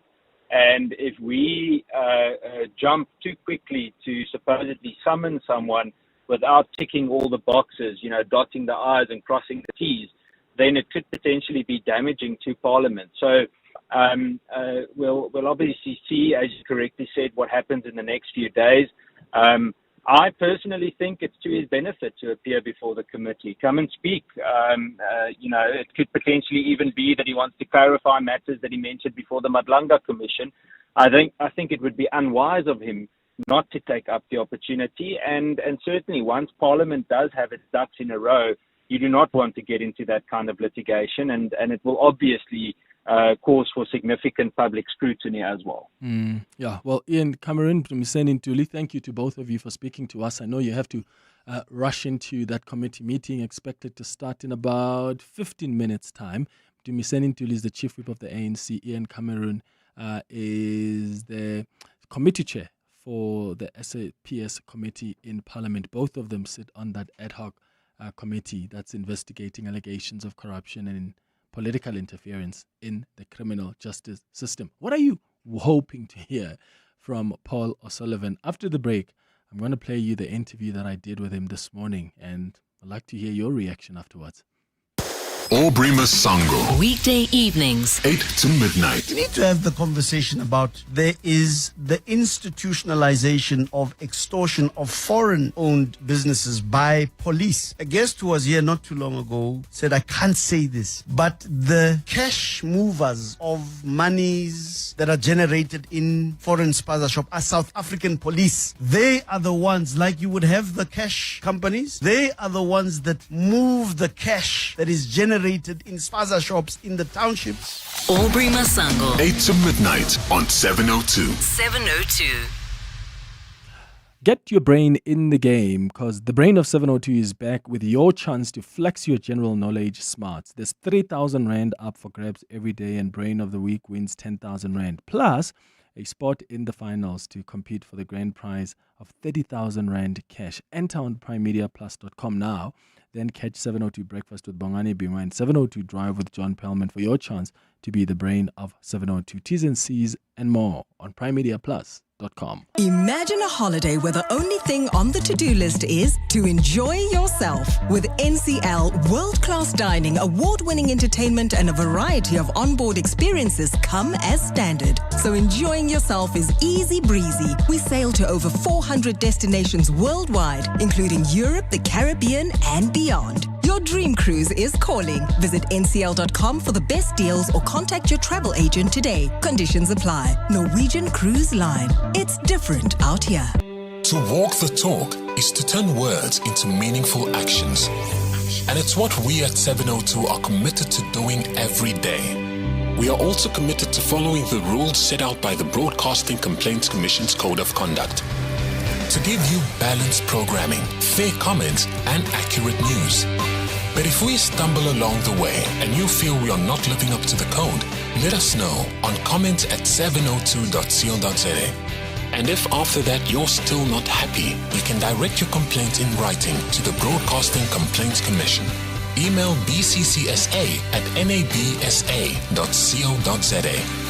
For more, visit bccsa.co.za. 702. The Clement Manyathela Show. Let's walk the talk. It's 13 minutes before 11 o'clock. Here's a conversation I recorded this morning before we went live at 9 with Mizang, forensic investigator, Paul O'Sullivan. Mr. O'Sullivan, thank you so much for making time for us. Good morning. Morning.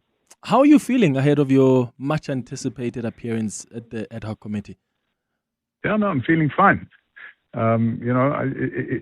It's time the country heard the truth. They've sat here, they've allowed all these criminals to parade in front of them and give them a pack of lies. And now they're going to get the truth, whether they like it or not. And I'm absolutely certain that some of the members of the ad hoc committee will not like the truth, because the truth, as it will unfold, I don't want to go into the detail, but it will come out during my testimony. Mm-hmm. The criminal justice system in South Africa is a big letdown for all the people of South Africa. And it's not because of Paul O'Sullivan, it's because of all the rogue cops. And they're the ones that need to be cleaned out. And I'm going to be identifying some of them during my testimony. Yeah. So when you say criminals that have lied to the committee, are you referring to Mkhwanazi, Cedric Kabinde, and... I'm talking about Nkabindi, Masemola, Mkhwanazi, what's the other fellow? I don't know if he's been in the committee, Kumalu. I get mixed up between the Madlanga Commission and Parliament, but the focus on all of this is the Crime Intelligence Slush Fund. You know, back in 2012, when Mkhwanazi was the acting chief of police and Masemola was the acting head of crime intelligence, that slush fund stood at 98 million rand a year budget. And now in 2025, which was the last financial year, it's sitting at 600 million, which is an increase of over 500%. And during that same period, we've had inflation of 113%. Now, one would expect to see a concomitant reduction in the level of crime when more money is being spent on crime intelligence, but the opposite has happened. But that doesn't prove that they're criminals, does it? Do you have any evidence that will I'll prove? be presenting the evidence at the commission. Okay. What happened now? What happened to leading to you coming to the committee to appear physically? Because firstly, you were concerned about your safety. Secondly, you had said you were out of the country. I was absolutely concerned about my safety, and I'm required to be able to enter and leave Parliament in a secure manner. And they've now arranged that, which obviously I'm not in a position to talk about, but it's been properly taken care of. So I can enter and leave in a secure manner. Okay. And what happened to the option to actually testify at the embassy while you're in London? Well, I had to fly back because the committee was wrapping up, and I believed it was important. I didn't have to fly back, by the way. I had business to do in London, which I'm still flying back after I've completed giving my testimony. I have business to do there. But I flew down for a couple of days to provide my evidence, and then I'm flying back up to London where I finish my business. Okay. I'm not landlocked. I'm not stuck in this country. I do business in different parts of the world. Okay. Two last questions before we wrap up, because I know you have to get into a meeting. Did you object to being asked questions by certain members who come from other parties like the EFF and the MK party? And if so, why did you object to taking questions from them? No, I don't object at all. We play games. They go onto the media and they make allegations. So my response to that was to say, well, I'm not taking questions from them, but they're welcome to ask any questions they want. I'm not afraid. Any person that wants to ask me a question, providing they don't take up too much of my time, they're welcome to ask any question But they also want. you can't really dictate to Parliament as to who can and can't ask you questions. I'm not dictating anything to Parliament. No, but I thought you said that when they went out to the media, you had said to them No, that, but well, you won't take if a questions single person wants to make defamatory comments about me and make allegations about me, I'm entitled to respond, and that's what I've done. And when we talk about Parliament, let's just understand one thing, and I've made this crystal clear in my submission. The people of this country do not report to Parliament. Parliament reports to the people of this country, and they report to the Constitution of this country. And I've spent 36 years of my life fighting crime in this country, and I'm not going to have a couple of rogue MPs in Parliament making defamatory allegations about me. So I'll set the record straight over the course of the next 2 days. Yeah, to be clear, you are going to take questions from everyone in that committee. Oh, 100%. Anybody that wants to ask a question can do so. Okay. Let me ask then lastly about the messages that you had sent to Cedric Nkabinde, Khomotso Phahlane. The committee was concerned that you seemed to be threatening. I didn't send any messages to Phahlane. Oh, and then to Cedric Nkabinde while he was on the stand? And Nkabinde. The only messages I sent to him were not threats. I said, lying to Parliament is a criminal offence and you belong in prison, and I'm going to see to it that that's where you end up, and I intend to do that. Isn't that a threat when someone is on the stand testifying? You could have sent that later when they got home. You know what? I'm not going to sit and watch somebody lying through their teeth. Simple as that. The man's a criminal and he's going to prison. All right. Paul O'Sullivan, thank you so much and all the best. Cheers. So that is the conversation with Paul O'Sullivan. He confirms that he is going to take questions from the other members of Parliament, even though he described them as rogue MPs who are making defamatory allegations against him. What are your thoughts? What do you want to hear from Paul O'Sullivan? As I said on the open line when we started the show, there are a lot of allegations that have been made against him. He's been accused of possibly being an agent, but he says these are just parts of lies told about him. He was accused of being one of the rogue elements that are destabilizing the SAPS and wanted to capture every single police officer in the SAPS. He doesn't think he's the problem. As you've heard, he believes that General Khumalo, General Mkhwanazi, Cedric Nkabinde, and Khomotso Phahlane are actually criminals here, and he's got evidence he's going to put up before the committee. But there's no doubt about the influence he's had on some of these law enforcement agencies, particularly IPID. I mean, he enjoyed quite a close relationship with the former head of IPID, Robert McBride. McBride himself did say that there is information that Paul O'Sullivan used to give him that was quite helpful in the execution of his duties. There are claims that, in fact, operations of IPID were coordinated at Paul O'Sullivan's house. But Robert McBride said, no, we were not coordinating anything, but I've been to his house and I've enjoyed a braai. And one of the things that he will probably have to explain is why he threatened the witnesses. Because if really you're not trying to threaten the witness, why are you not waiting until they're done with their testimony and then you can send them like a message and say, I'm actually going to take you to court? Why are you sending someone who is under oath on a witness stand in Parliament an SMS telling them that I'm going to make sure you end up in jail while they're testifying? I mean, of course that's going to get to their head. So I think they may ask him to probably even apologize for that. But if you know Paul O'Sullivan, you know that he's probably not going to take that lying down. He's probably going to try fight that, even apologize for calling some of the members of Parliament rogue MPs who are making defamatory statements against him. I suspect some MPs are going to push for that. They're going to push for him to apologize to some of the MPs. But will they get through to him? I wonder. What are your thoughts? 011-883-0702. WhatsApp's on 072-702-1702. Year in, year out, we're fixing tires faster than a Formula One pit crew. My team is on top of things like tire whisperers. If an unforeseen accident were to happen in my workshop, at least I've got My Way business insurance to keep the wheels turning.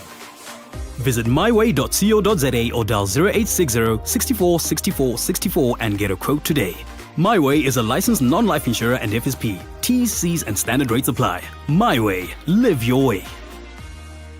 MasterChef SA is now serving on ETV. The kitchen is fresh, the flavors are sizzling, and the chefs are ready to cook up a proper Mzansi storm.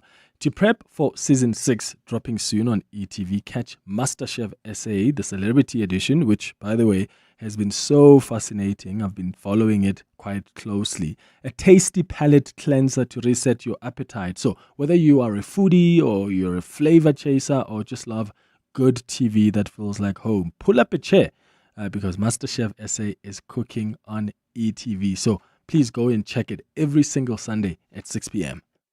Grab the bull by the horns in 2026 with the bold GWM P300. Equipped with a powerful 2.4 turbo diesel engine delivering 135 kilowatts, the P300 is born to back you no matter the job and is available from only 5,999 per month. Visit gwm.co.za for T's and C's and to book a test drive. GWM, go with more. Brought to you by GWM Finance, a division of Westbank, an authorized financial services and registered credit provider. 702. WhatsApp Clement on 072 702 1702. All right, I'm taking your WhatsApps responding to the conversation I had with Paul O'Sullivan. But yeah, if you've been anticipating his appearance before the ad hoc committee, what are you hoping for? What do you want to hear from him? He says, and I'm really interested in this, he says he is going to reveal evidence of criminality on the part of General Mkhwanazi, on the part of General Dumisani Khumalo, the part of Cedric Nkabinde, who is the Chief of Staff for the Police Minister, and on Khomotso Phahlane, who is the former National Police Commissioner. My question then would be, if he has always known about the criminality of General Khumalo and General Mkhwanazi, why has he not raised that before with the police? I know with General Khomotso Phahlane, he has been involved in sharing information. He has. In fact, he's been one person who's been pushing for Khomotso to face like a criminal charges. But with these other two, I'm struggling with that. Like, why are you only revealing their criminality now, if indeed he even has evidence to present? Let's hear what some of your thoughts are. Clement, Paul O'Sullivan, uyadelela, simple as that. It's just disrespectful. And I hope they're going to grill him. Thank you, Clement. Tyro here. Hey, morning, Clem. Opian first of all. Clement, I agree with O'Sullivan. I think if Nkabinde was lying under oath and then O'Sullivan had the right to reprimand him there and there by sending him the SMS. Clement, we have seen under oath, these you are Brown Mokhotsis, you are Shadrach Sibias, making a mockery out of our commissions, whether you are under oath or you are not under oath. In fact, this under oath, they don't respect it. The fact that you can lie under oath, then nothing happens to you. I don't see anything wrong with that, what O'Sullivan did. I think it was the right thing to go about because we have seen these people lying under oath and making a mockery out of these commissions. So let's hear what he's going to answer them in Parliament. Thank you. Yeah, let's hear. Simon says, hi, Clement. I think the MPs in the ad hoc committee today are going to meet their match because they will be interrogating someone who's not scared of them. There's going to be fireworks today. Yeah, Simon, I agree with you. He is not scared of the members of Parliament. And then Shloni says, good day, Clement. What I don't understand about... where is that? Until once. Oh, yeah. What I don't understand about South Africa's culture of having an ace up my sleeve. If one has information that can help with a certain crime or situation, info must be given immediately and not years later or up until one is implicated. Paul O'Sullivan wants to talk about something which happened years back. That's a message from Shloni there in Leondale. It's 11 o'clock. This is EWN. Good morning, I'm Sfiso Zulu. Ekurhuleni Municipality's suspended head of legal, Kemi Bihari, has conceded to making false statements to the Madlanga Commission. Bihari initially submitted a statement to the Commission saying the municipality never intended to challenge the findings of police watchdog regarding its investigation into the Ekurhuleni Metro Police Department's Deputy Chief Julius Mkhwanazi. In 2023, IPID found Mkhwanazi entered the municipality municipality into an irregular contract with companies linked to suspected crime boss Vusmuzi Katmatlala. Tabiso Koba reports. One of the main allegations leveled against Ekurhuleni's suspended head of legal, Kemi Bihari, is that he was part of a clique of senior municipal officials who protected EMPD's deputy chief, Julius Mkhwanazi, from accountability. Following IPID's damning report on Mkhwanazi, Bihari drafted a response letter to the entity which disputed its findings of fraud and corruption against the senior officer. In a statement submitted to the Madlanga Commission, Bihari says he never intended to send the draft letter to IPID and it was an internal document. However, the Commission's evidence leader, Lee Siegels Ncube, presented an email trail this morning showing Bihari sent the letter to the MMC for Community Safety to attach their letterhead, sign and send it to IPID. Now, let me make the concession, say, okay, it was contrary to that. If it's false, in terms of what I said in the 184, I accept that. And then paragraph 185 of your statement, the allegation that the draft represented an official stance by the city is incorrect. It isn't incorrect. That was a position that was the official stance by the city because it gets sent to the MMC to put on her letterhead, to sign and to send to IPID. That must be their official position. I agree. The MMC for Community Safety at the time, Sizakele Masuku, never forwarded the draft letter to IPID. Tabiso Koba, Eyewitness News. The Pretoria High Court will hear an urgent application by convicted killer and rapist Thabo Bester to be moved from the country's only super maximum correctional facility. Bester is challenging his transfer to the eBongweni prison after being kept at the Jose Mampuru C-Max prison in Pretoria since his capture in Tanzania, where he was on the run in 2023. He's facing charges linked to his escape from the Mangaung prison, where he was serving a life sentence in 2022. Khomoso Modise reports. Since his incarceration at the Jose Mampuru prison, Thabo Bester has been complaining to the courts about the conditions and the difficulties that he's experienced in consulting his lawyers. But those conditions have only become more severe as he's now been moved to the country's only super maximum security prison, eBongweni. The facility is known for keeping inmates in single cells for 23 hours, allowing them only 1 hour of exercise. This morning, Bester's lawyers are expected to argue for his return to Jose Mampuru and to highlight the challenges that they've experienced when trying to consult with him at eBongweni. Khomoso Modise, Eyewitness News.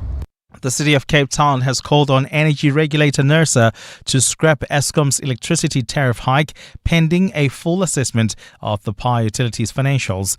NERSA's decision to increase tariffs from the original 5 to 6% to almost 9% annually for the next 2 years has sparked a national outcry. The city's Cynthia Limburg says NERSA should have scrapped the hike entirely pending a full redetermination of Eskom's multi-year price application. Instead, it has merely rubber-stamped this additional Eskom tariff hike following the error that was made by NERSA. It is now public knowledge that Eskom is in a better financial position than forecasted to NERSA based on actual interim Eskom financial results. And a Russian attack has damaged an energy facility in Ukraine's southern Black Sea region of Odessa. Power company DTEK says the damage is extensive and repairs will take a long time to restore the equipment to working order. Regional governors says the enemy launched another cynical attack on the energy infrastructure of the Odessa region last night. Moscow has intensified its attacks on the Ukrainian power grid and other energy infrastructure since October, leaving millions without power and heating in freezing temperatures. Gold is trading at $5,032.65 an ounce. The rand is at 15.91 to the dollar, 21.76 to the pound, 18.95 to the euro. Brent crude oil is at $69.01 a barrel. And in the traffic, we've got delays on the N3 North. This is between Van Buren Road and the Glulies interchange. There's also queuing traffic on the Mark 1 North approaching Marlborough Drive. That's due to roadworks that are taking place along that route. Please be on the lookout there. And then heading towards Protea Glen, do expect some delays on the N12 West towards the R558.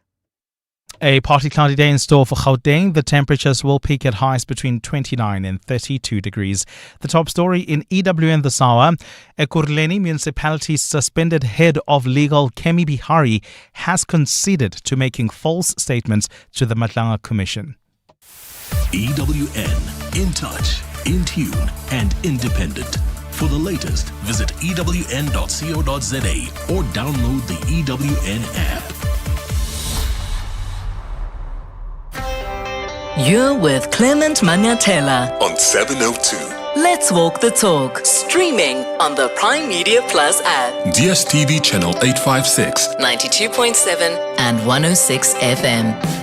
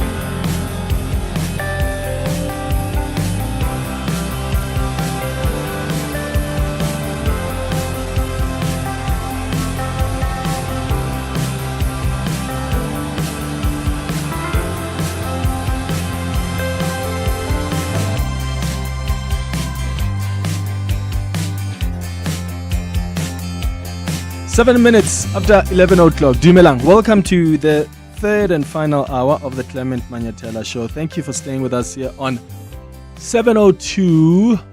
It's time for our World of Work feature. 702. World of Work. So, on our World of Work feature this morning, we're talking about something that, in a way or so, we've all been discouraged by. We're discussing the expectation to have experience before you can land a job, but you can really find a job without having experience. So there are challenges to securing a job without experience. How many of us have been affected by that? I mean, the age-old dilemma of job hunting remains as frustrating as ever. You need experience to land a job, but to gain experience, you need a job.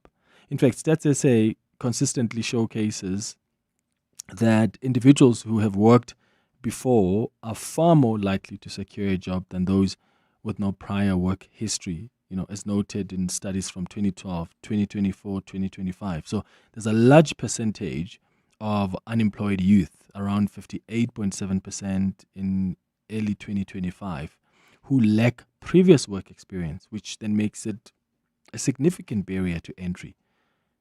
For many young South Africans, landing a job is quite a crucial step towards economic independence and inclusion. And yet, for millions of them, this first step remains out of reach. I mean, I always think about recent graduates and this paradox that I can only imagine that it feels like an insurmountable barrier, especially when employers place such a high premium on practical experience. Because we've all been there at some point. So how can new entrants to the workforce navigate this catch-22 and unlock the door to that elusive first job? Like, how did you, because I want to hear from you as well, how did you make up for your lack of experience when you were looking for a job? I remember when I was already in my second year at university, I went to work for the Pretoria News. It was a newspaper based in Pretoria, as it says. And I worked for the Pretoria News probably ended working there for probably like 2 years. As an intern, I wasn't even getting paid a cent in the beginning. And I think later on, they would probably give me like 200 Rand, I think, for working that week, if I'm not mistaken. I don't remember correctly. But the point I'm trying to make is, already by my second year, I tried to go and start getting some experience as an intern, because I realized that when I graduate, the one barrier is going to be, do you have experience when I apply for jobs? How did you do it? Like, how did you make up for your lack of experience when looking for a job? Or were you lucky enough to find a company that said, come through, you'll find the experience here, and become an asset to this company? Give us a call to share your thoughts on 011-883-0702, or you can send your WhatsApp voice notes on 072-702-1702. Ngaba Mabete is an executive for institutional advancement at Rosebank College, who's going to guide us through this conversation. Thank you for making time, Ngaba. Good morning. Good morning, Mr. Manyathela. Thank you so much for having me, and that was a very wonderful introduction. Great context there. It's always quite a paradox, isn't it? It's so complex for us as we just come out of graduation and we're excited. We think life is going to be so cool because after you graduate, you're just going to get a job, until you see what the requirements are for you to get that job. How do people work around that in your experience? That's a great question, and perhaps it's possibly a recharacterization and reframing that is needed. One should not start to think about employment when they leave tertiary education in the typical route towards that. As soon as one has the ability to contribute with a sense of meaning to society, that's where one starts to build a resume and a portfolio of evidence of what can be broadly characterized as experience. It starts off at volunteering at school and participating in programs that are extracurricular that will give you the kinds of skills, build the necessary characteristics and habits, and form the professional etiquette over time that lends itself to the formal academic training route, if that is the chosen path, and such time that when you get into the professional setup, you are not, if you will, raw and untested in an environment where you take instruction, take initiative, lead projects, and participate with a wide variety and demographic of people. So people ought to understand being a contributor to the economy doesn't necessarily mean it should always be on the exchange of remuneration, but it starts when one can make a contribution to society. But are we teaching that in secondary up until high school and even during, when you are at university, because I don't remember anybody talking to me about the need to volunteer, and there have been opportunities for me to do that. I could have done that when I was in high school. Even when I was at university, that wasn't like really a conversation we were having. And I wonder if maybe that's where the lack is we need to start just making it perhaps even part of the curriculum to say to, children that are in high school that find opportunities where you can volunteer or you can be, an intern, learn some skills even at university. Or do you find that that's already being preached, but it's just not being responded to? That's a great question, and it's an appropriate question. I do think the world in which we are now living is completely and vastly different, if not completely, to the world that I certainly was in when I was a student some 20, 25 years ago. And perhaps the pressures on society now are far greater than they might have been back in my time. So the question really is the curriculum and the system sufficiently adapting and remaining sufficiently agile to be able to respond to the conditions on the ground? That's really a question at both basic education level from a curriculum integration perspective, and especially in the question of tertiary institutions preparing graduates for the real world of work. That's the question, and there are many ways in which that can happen. You mentioned curriculum, adapting curriculum for future demands. Continuously updating course content to include emerging technologies, contemporary industries, practices, ensuring graduates are ready for tomorrow's challenges. Another way one can do that is fostering soft skills, and one probably cannot stress this enough. Embedding critical thinking, communication, problem-solving skills into curricula that helps graduates to prepare for dynamic work environments. Dynamic work environments are the kind that you are in. If I didn't answer this phone, how would you problem solve? Because you have a scheduled appointment, your listeners are anticipating a conversation of this kind. So how would you problem solve if I didn't answer this call? Are there sufficient skills mapping that talk to such questions of how do you problem solve? How do you communicate effectively? Strengthening industry partnerships is crucial. In South Africa, there isn't a shortage of work. And to an extent, everybody has an opportunity to contribute with meaning to South Africa. There has been a cry, and it's not an illegitimate one, that the skills that are being produced by the centers that are creating and producing these skills are not the kind that industry wants. And that really speaks to perhaps a paucity, if that's the word, of industry industry partnerships, lack of collaboration with employers and employees to align academic programs with market demand, thereby bridging that gap between theory and practice. I mean, it's an age-old conversation, but perhaps... So you think there's a mismatch between what the universities and the colleges are producing and what the employers are actually looking for, like what the labor market is looking for?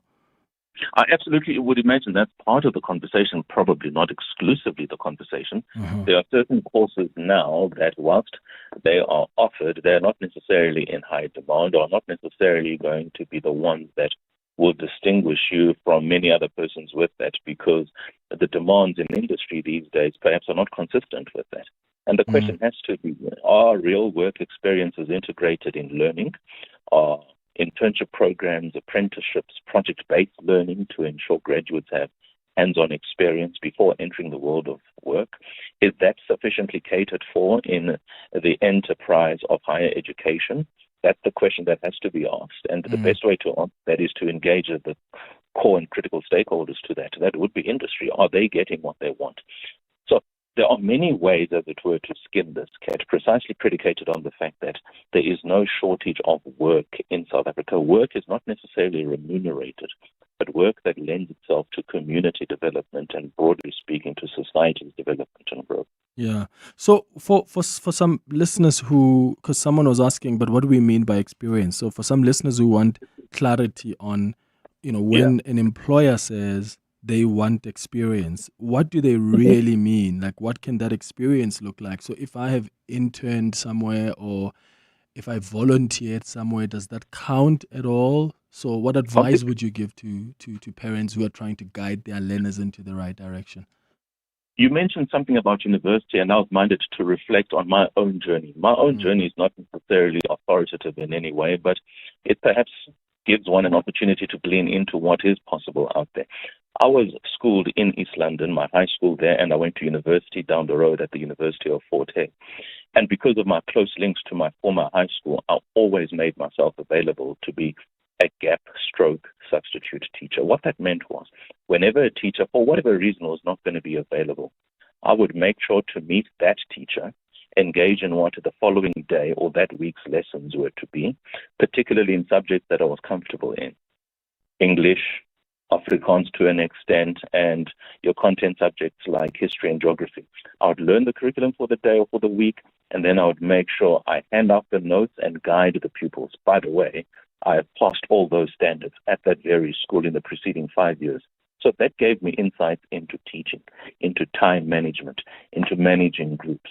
I was a coach at that school. I was a fairly decent rugby player, although many might disagree. But I started coaching. I was assigned a team. So you can already tell that whilst one would not say I was working, the fact that I was making myself available to the school on weekends, same thing. With many of these companies who are promoting at the malls, those people who wore domestos pink suits back in the day, I was one of those guys. That was an introduction to sales. I wore blue overalls standing next to pool care equipment. That was me. It paid whatever it paid me at the time, but the greater gain for me was to be exposed to the world of work, sales environment, and in today's language, it might take in the form of internships, learnerships, service programs, volunteer and community-based work. That is all legitimate experience, age and qualification appropriate and contemporary, and it lends itself to distinguishing yourself for the day when you have to make a formal application for a graduate placement program, for a candidate attorney or candidate accountant role, as the case may be. These are the things that should be available to everybody, precisely because there are many ways of entering the world of work: schools, churches, community-based organizations, care homes, the like. So the opportunities are endless.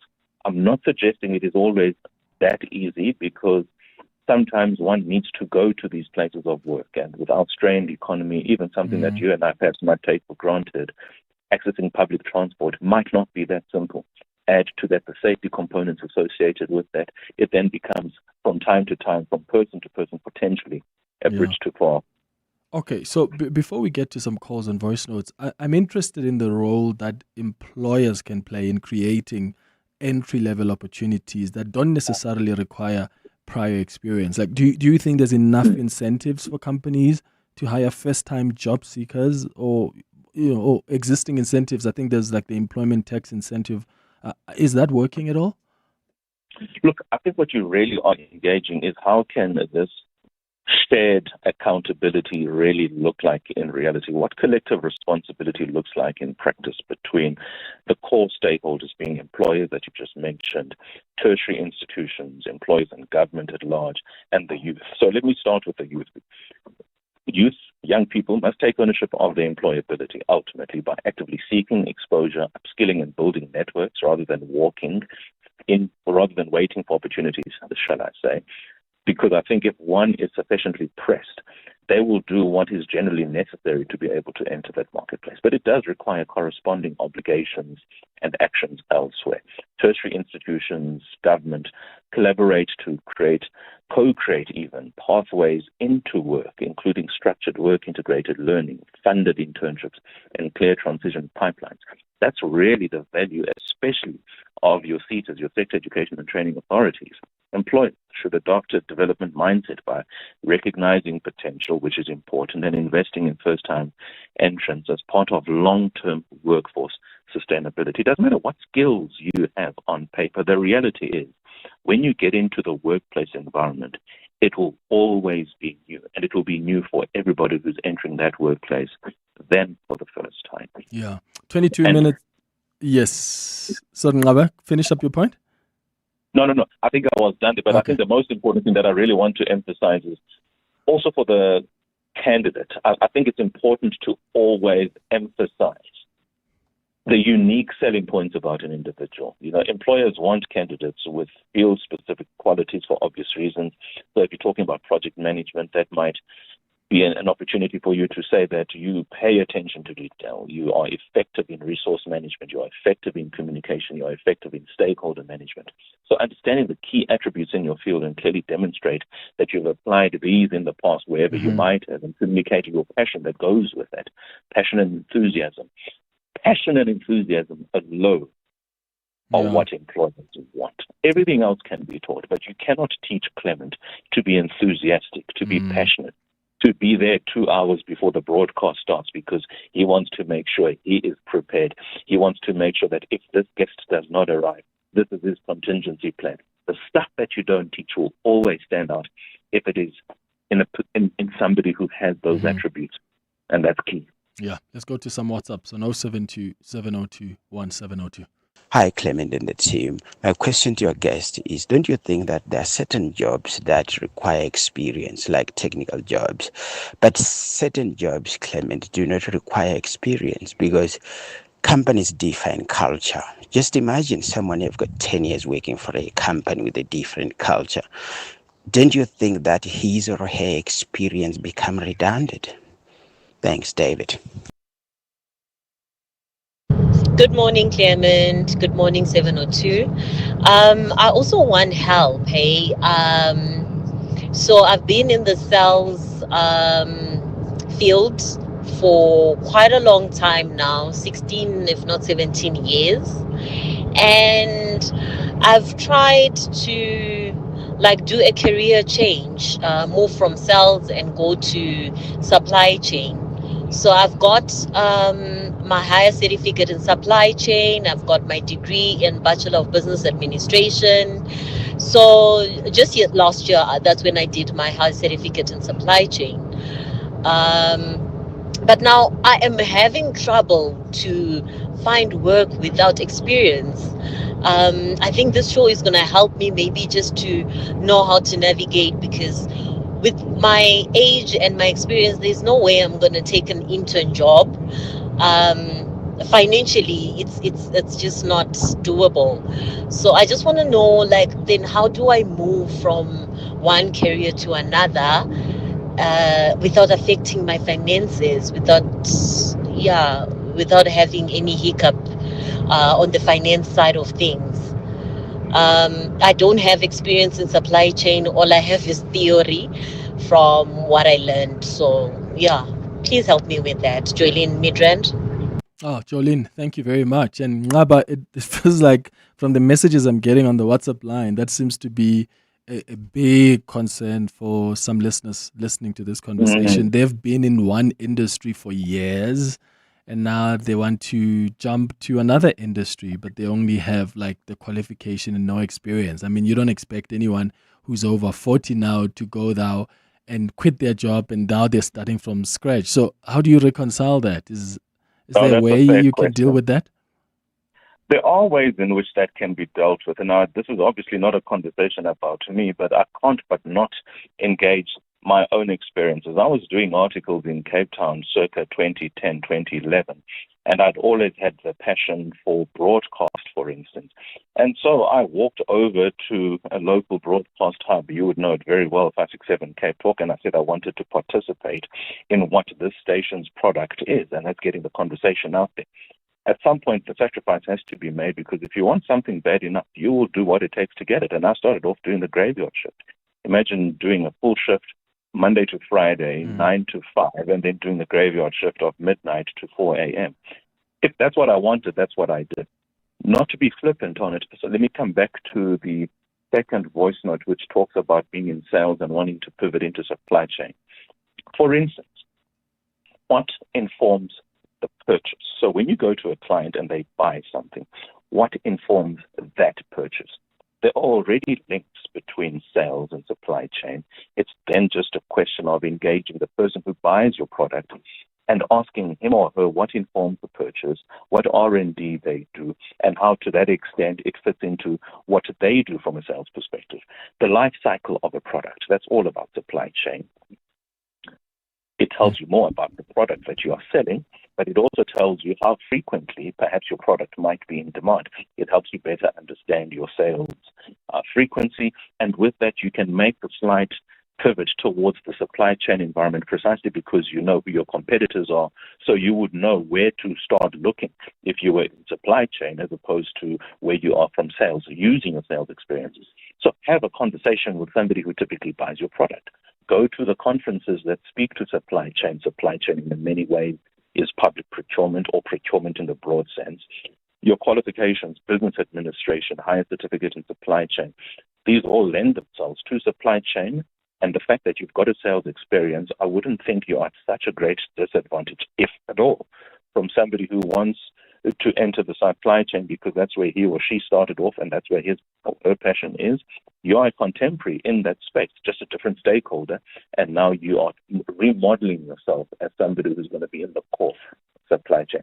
That's what I would say to you. So obviously, we would need more time for me to engage what it is that she really does and when in supply chain she wants to go to, because there are many components to supply chain. It's not just one static place. The supply chain could also involve logistics at a particular point in time. And then again, you have to ask the question, how does your product get from your floor to that of your client? And how can you assist in that? How could you make it more efficient and more seamless? That then starts engaging that person, and that's all about supply chain. So she should not think she is not in supply chain just because her title says she is in sales. Yeah. And then I'll wrap up with this message from Anonymous, who says, Clement, I applied for an administrator learnership and was successful. I quit a paying retail job. When it was time to do practicals, I volunteered at a company that dealt with administration. Soon after the learnership, I got the administration job in a reputable laboratory. Thank you, Anonymous, for sharing that experience with us. Ngaba Mapete, thank you for joining us for this chat. He's an executive for institutional advancement at Rosebank College. That takes us to 11:30. Time for the latest in Eyewitness News headlines. When we come back on our health and wellness feature, we're going to talk about the dangers of processed foods, because we've got them in our breakfast, we pack them for lunch for our children, and we enjoy them for dinner on Fridays when we don't want to cook. But do you actually know which of the processed foods are actually dangerous for you? Well, we've got an expert who is going to tell you about that after the headlines. Good morning, Bali. Thanks, Clement. A very good morning. Forensic analyst Paul O'Sullivan has taken the hot seat before Parliament's ad hoc committee, which is probing allegations of police corruption. He is expected to answer to allegations of interference in policing matters. O'Sullivan has been accused of interfering in independent police investigative directorate affairs and targeting senior police officials. He is appearing in person today after initially requesting to appear virtually due to safety concerns. At the same time, Ekurhuleni Municipality's suspended head of legal, Kemi Behari, has conceded to making false statements to the Madlanga Commission of Inquiry. Behari initially submitted a statement to the commission saying the municipality never intended to challenge the findings of police watchdog IPID regarding its investigation into the Ekurhuleni Metro Police Department's Deputy Chief, Julius Mkhwanazi. And Gauteng Education MEC Matume Chilwane is meeting with scholar transport operators to find a solution to an ongoing payment dispute. Some drivers in the province have halted their operations after the department failed to pay invoices. The impasse has left thousands of children in the lurch for the past 2 weeks, with buses to some schools not operating. Those are the headlines, this EWN and more at midday or as it happens. EWN Traffic. Travelling on the M2 West, we've got some delays reported between the Crown Interchange and the Main Rift Road. This is due to peak time delays really at this time of the morning.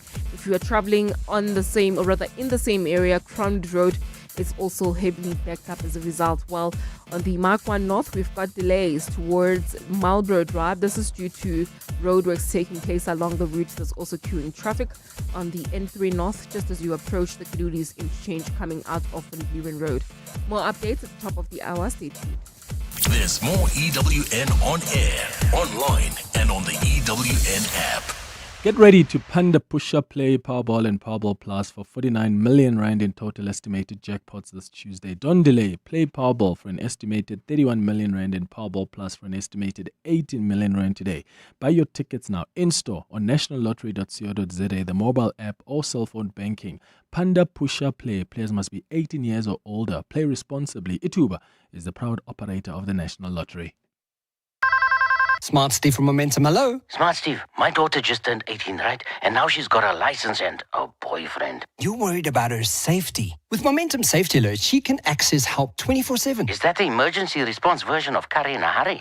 For sure. She can get help at the touch of a button for free. Free? For all that and all? Visit momentum.co.za or call 0860 006 784. Momentum Insure, keeping you safe on your journey to success. Momentum Insure is an authorized non-life insurer. T's and C's apply.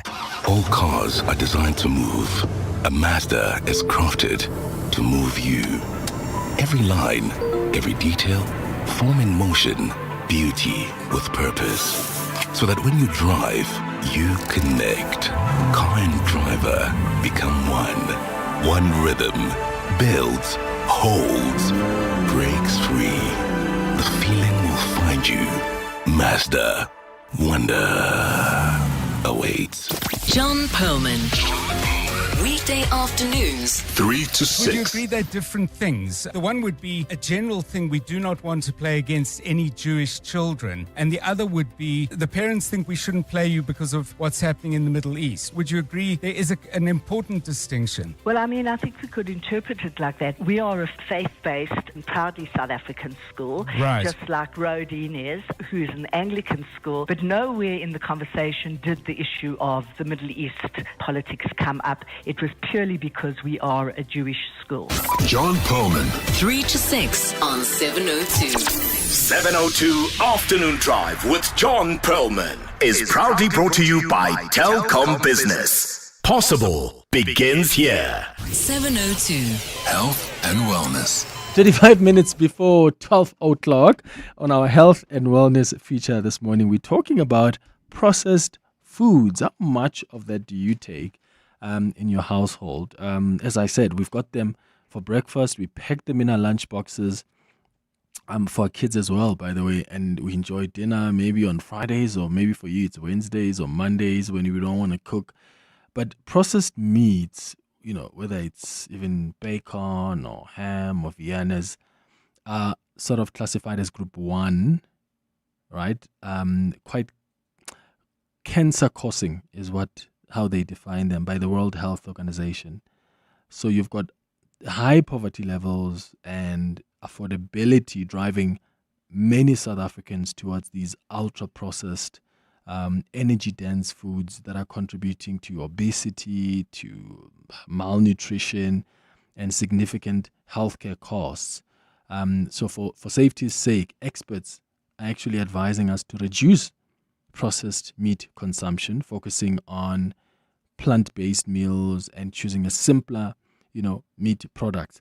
So I'd like to know from you how often you consume processed meats. Are you aware of the dangers that they cause? Give us a call on 011-883-0702. WhatsApp's 072-702-1702. Mbali Mapodi is a dietitian who's going to guide us through this chat. Thank you for making time, Mbali. Good morning. Good morning, Clement. Thank you for having me this morning. What exactly counts as processed meat? Obviously, processed meats are the types of meats that have been preserved. Usually, it's through smoking, curing, adding salt, or adding preservatives as well. That is to help extend the shelf life and also sometimes to even improve flavor of these meats. So as you were mentioning, your bacon, ham, those are the examples: Russians, Viennas, polony, salami, and even exactly. So even your corned beef, which is normally in a can, those are types of meats that we classify as processed meat. Okay. And why has the World Health Organization then classified some of those you've mentioned, your bacon, ham, Viennas, and the rest, as cancer-causing? What's the concern there? The World Health Organization classifies these processed meats as group 1, what they say, carcinogenic or carcinogen or cancer-causing, as you're saying, meaning that there is evidence that it's directly linked to an increased cancer risk if one consumes these meats often. Especially, it's more the colorectal cancer, which is the cancer of the large intestine down to the rectum. And there is, this is based on decades of research linking, as I said, the regular consumption of these foods. So it seems to be similar strength to the evidence available for using alcohol, but obviously not the same level of risk, but similar in terms of them, the processed meats being at a high cancer causing sort of like risk. That's why they are on group 1 by the World Health Organization. I see. So what advice then do you have for us? Should we not touch these processed meats at all, or how much of this is considered risky to eat regularly so we can manage ourselves? Clement, your listeners are not going to like me much because the quantity is very minimal. So we're looking at about 50 gram a day, which will be, let's say, 2 slices of bacon, 1 Vienna, 1 Russian. A day? A day. That's not bad. And so anything above that, if you consume every single day, that definitely increases your colorectal cancer. So, it's not bad, but I think it adds up because when you look at it practically, even if you were to consume this quantity, as I've mentioned, a day, say you consume them every single day, then I think it adds up by 30 days. You've consumed quite a large amount that then it would say it increases your risk of colorectal cancer. But not to say you never touch. I think it's very important that I highlight that. And I think as a dietitian, automatically people don't like what we say because it's like avoid. But not to say you never touch, but just to be aware. And it can be food items or the protein choices that you go for every single day. Okay, so then what sort of breaks should I have? And I'm asking this for maybe someone who every single day they do want to have bacon. They do want to have a Vienna or a Russian for breakfast, and that's like sort of what they have or they pack for their kids. So should you maybe do that on a Monday and again on a Wednesday and Friday, and then between Tuesday and Thursday maybe try something different? What breaks 100%. Should we allow? I don't know, but I know some families will do ispacho or ikota maybe like on a Friday as their version of takeout. So something like that will help to give it a break.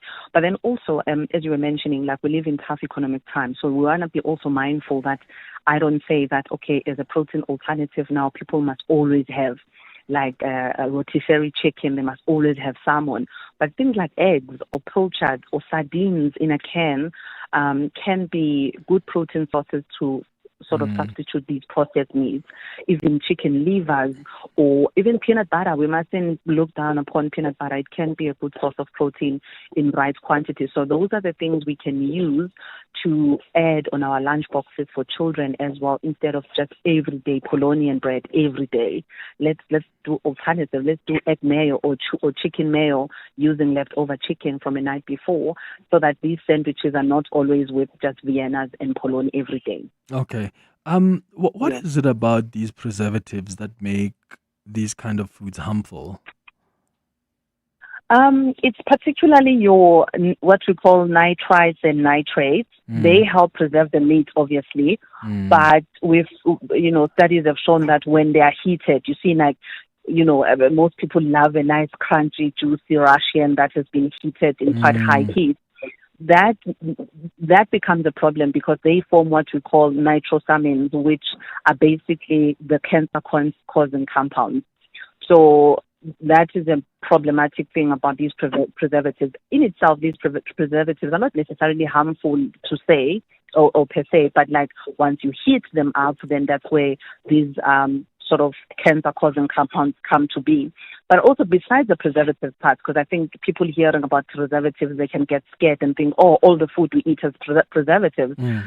But also processed meats are high in saturated fat and they're high in salt. That's just another problem, because that in itself means besides cancer, right, if consumed regularly, they increase our risk of high cholesterol, high blood pressure, which are already chronic diseases that we are in trouble of as South Africans.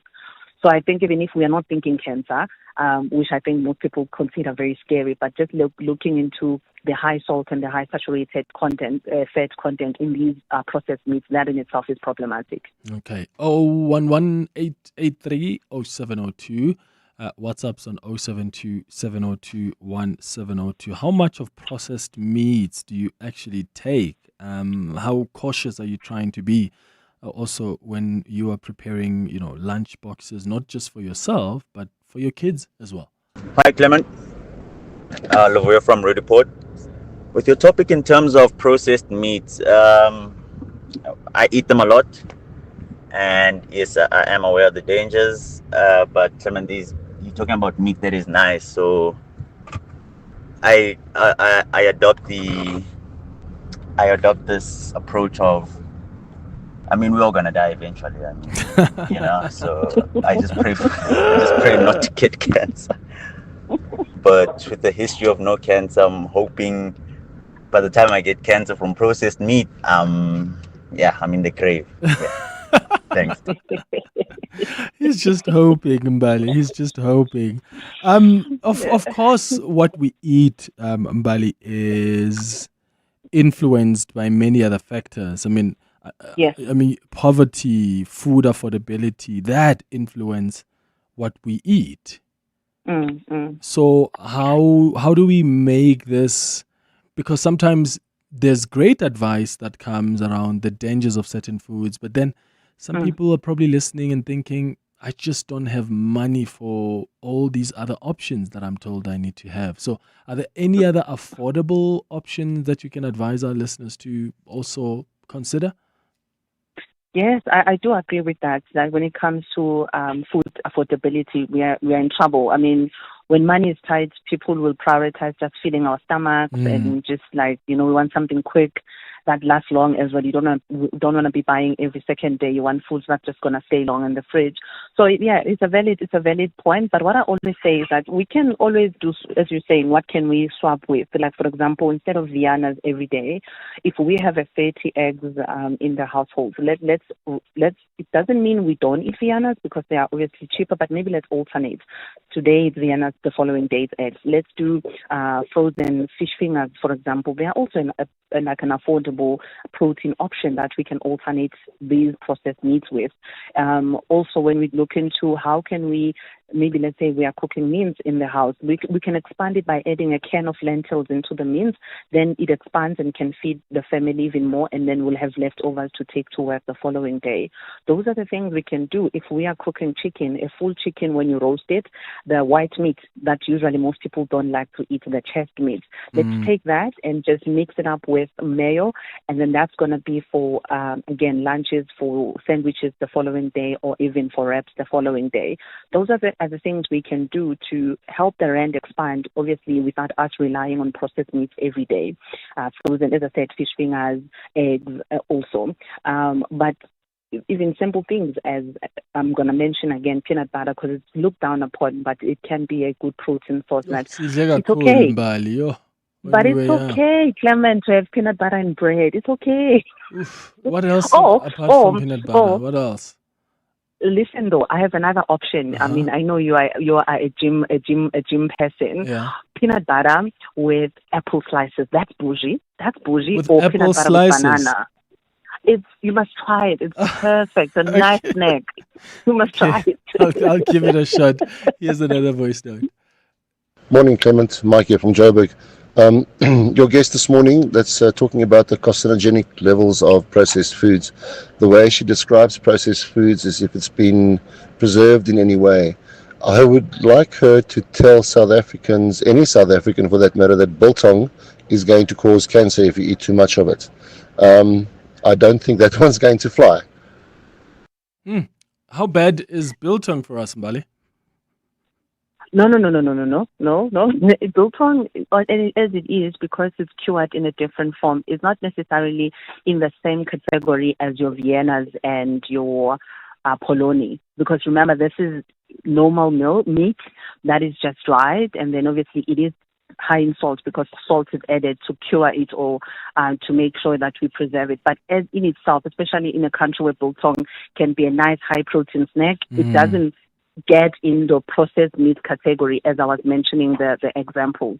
And also, I think also for your listeners to emphasize that we're talking about processed meats, not necessarily processed foods in general, because it's they are complete different things. But yeah, biltong can be a fantastic protein addition, especially if we go for like lean biltong, your venison, your ostrich type of biltong, because those ones are lower in saturated fat. Oh, got it. Well, what should people, would you advise that we look out on labels when we're buying meat, and what should we look out for exactly? Because Tina, some of us we get into the grocery store and all you do that is into that you always get and you're out.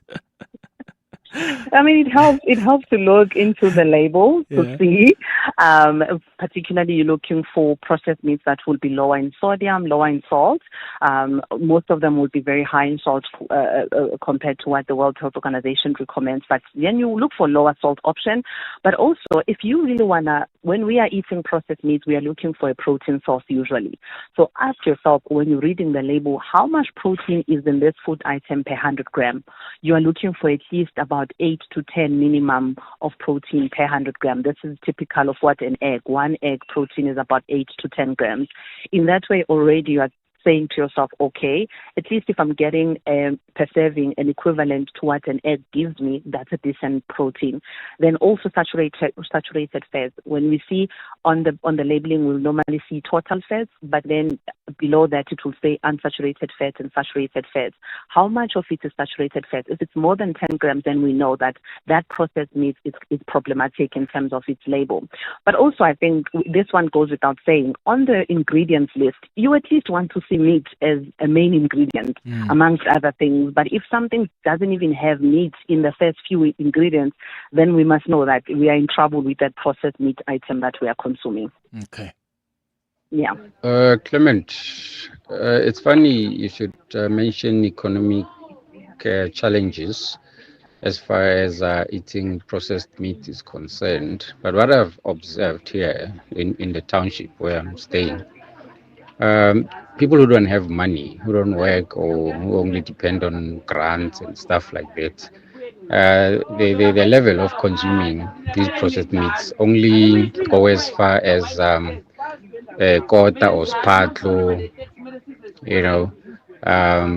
But the people who have money, who are working, I work for the Department of Health, and I see it even with some of my colleagues here. You look at their lunch boxes, more often than not, you would find a sausage in there, Russian Vienna, smoked ribs, and stuff like that. And they're the ones who also buy the packs.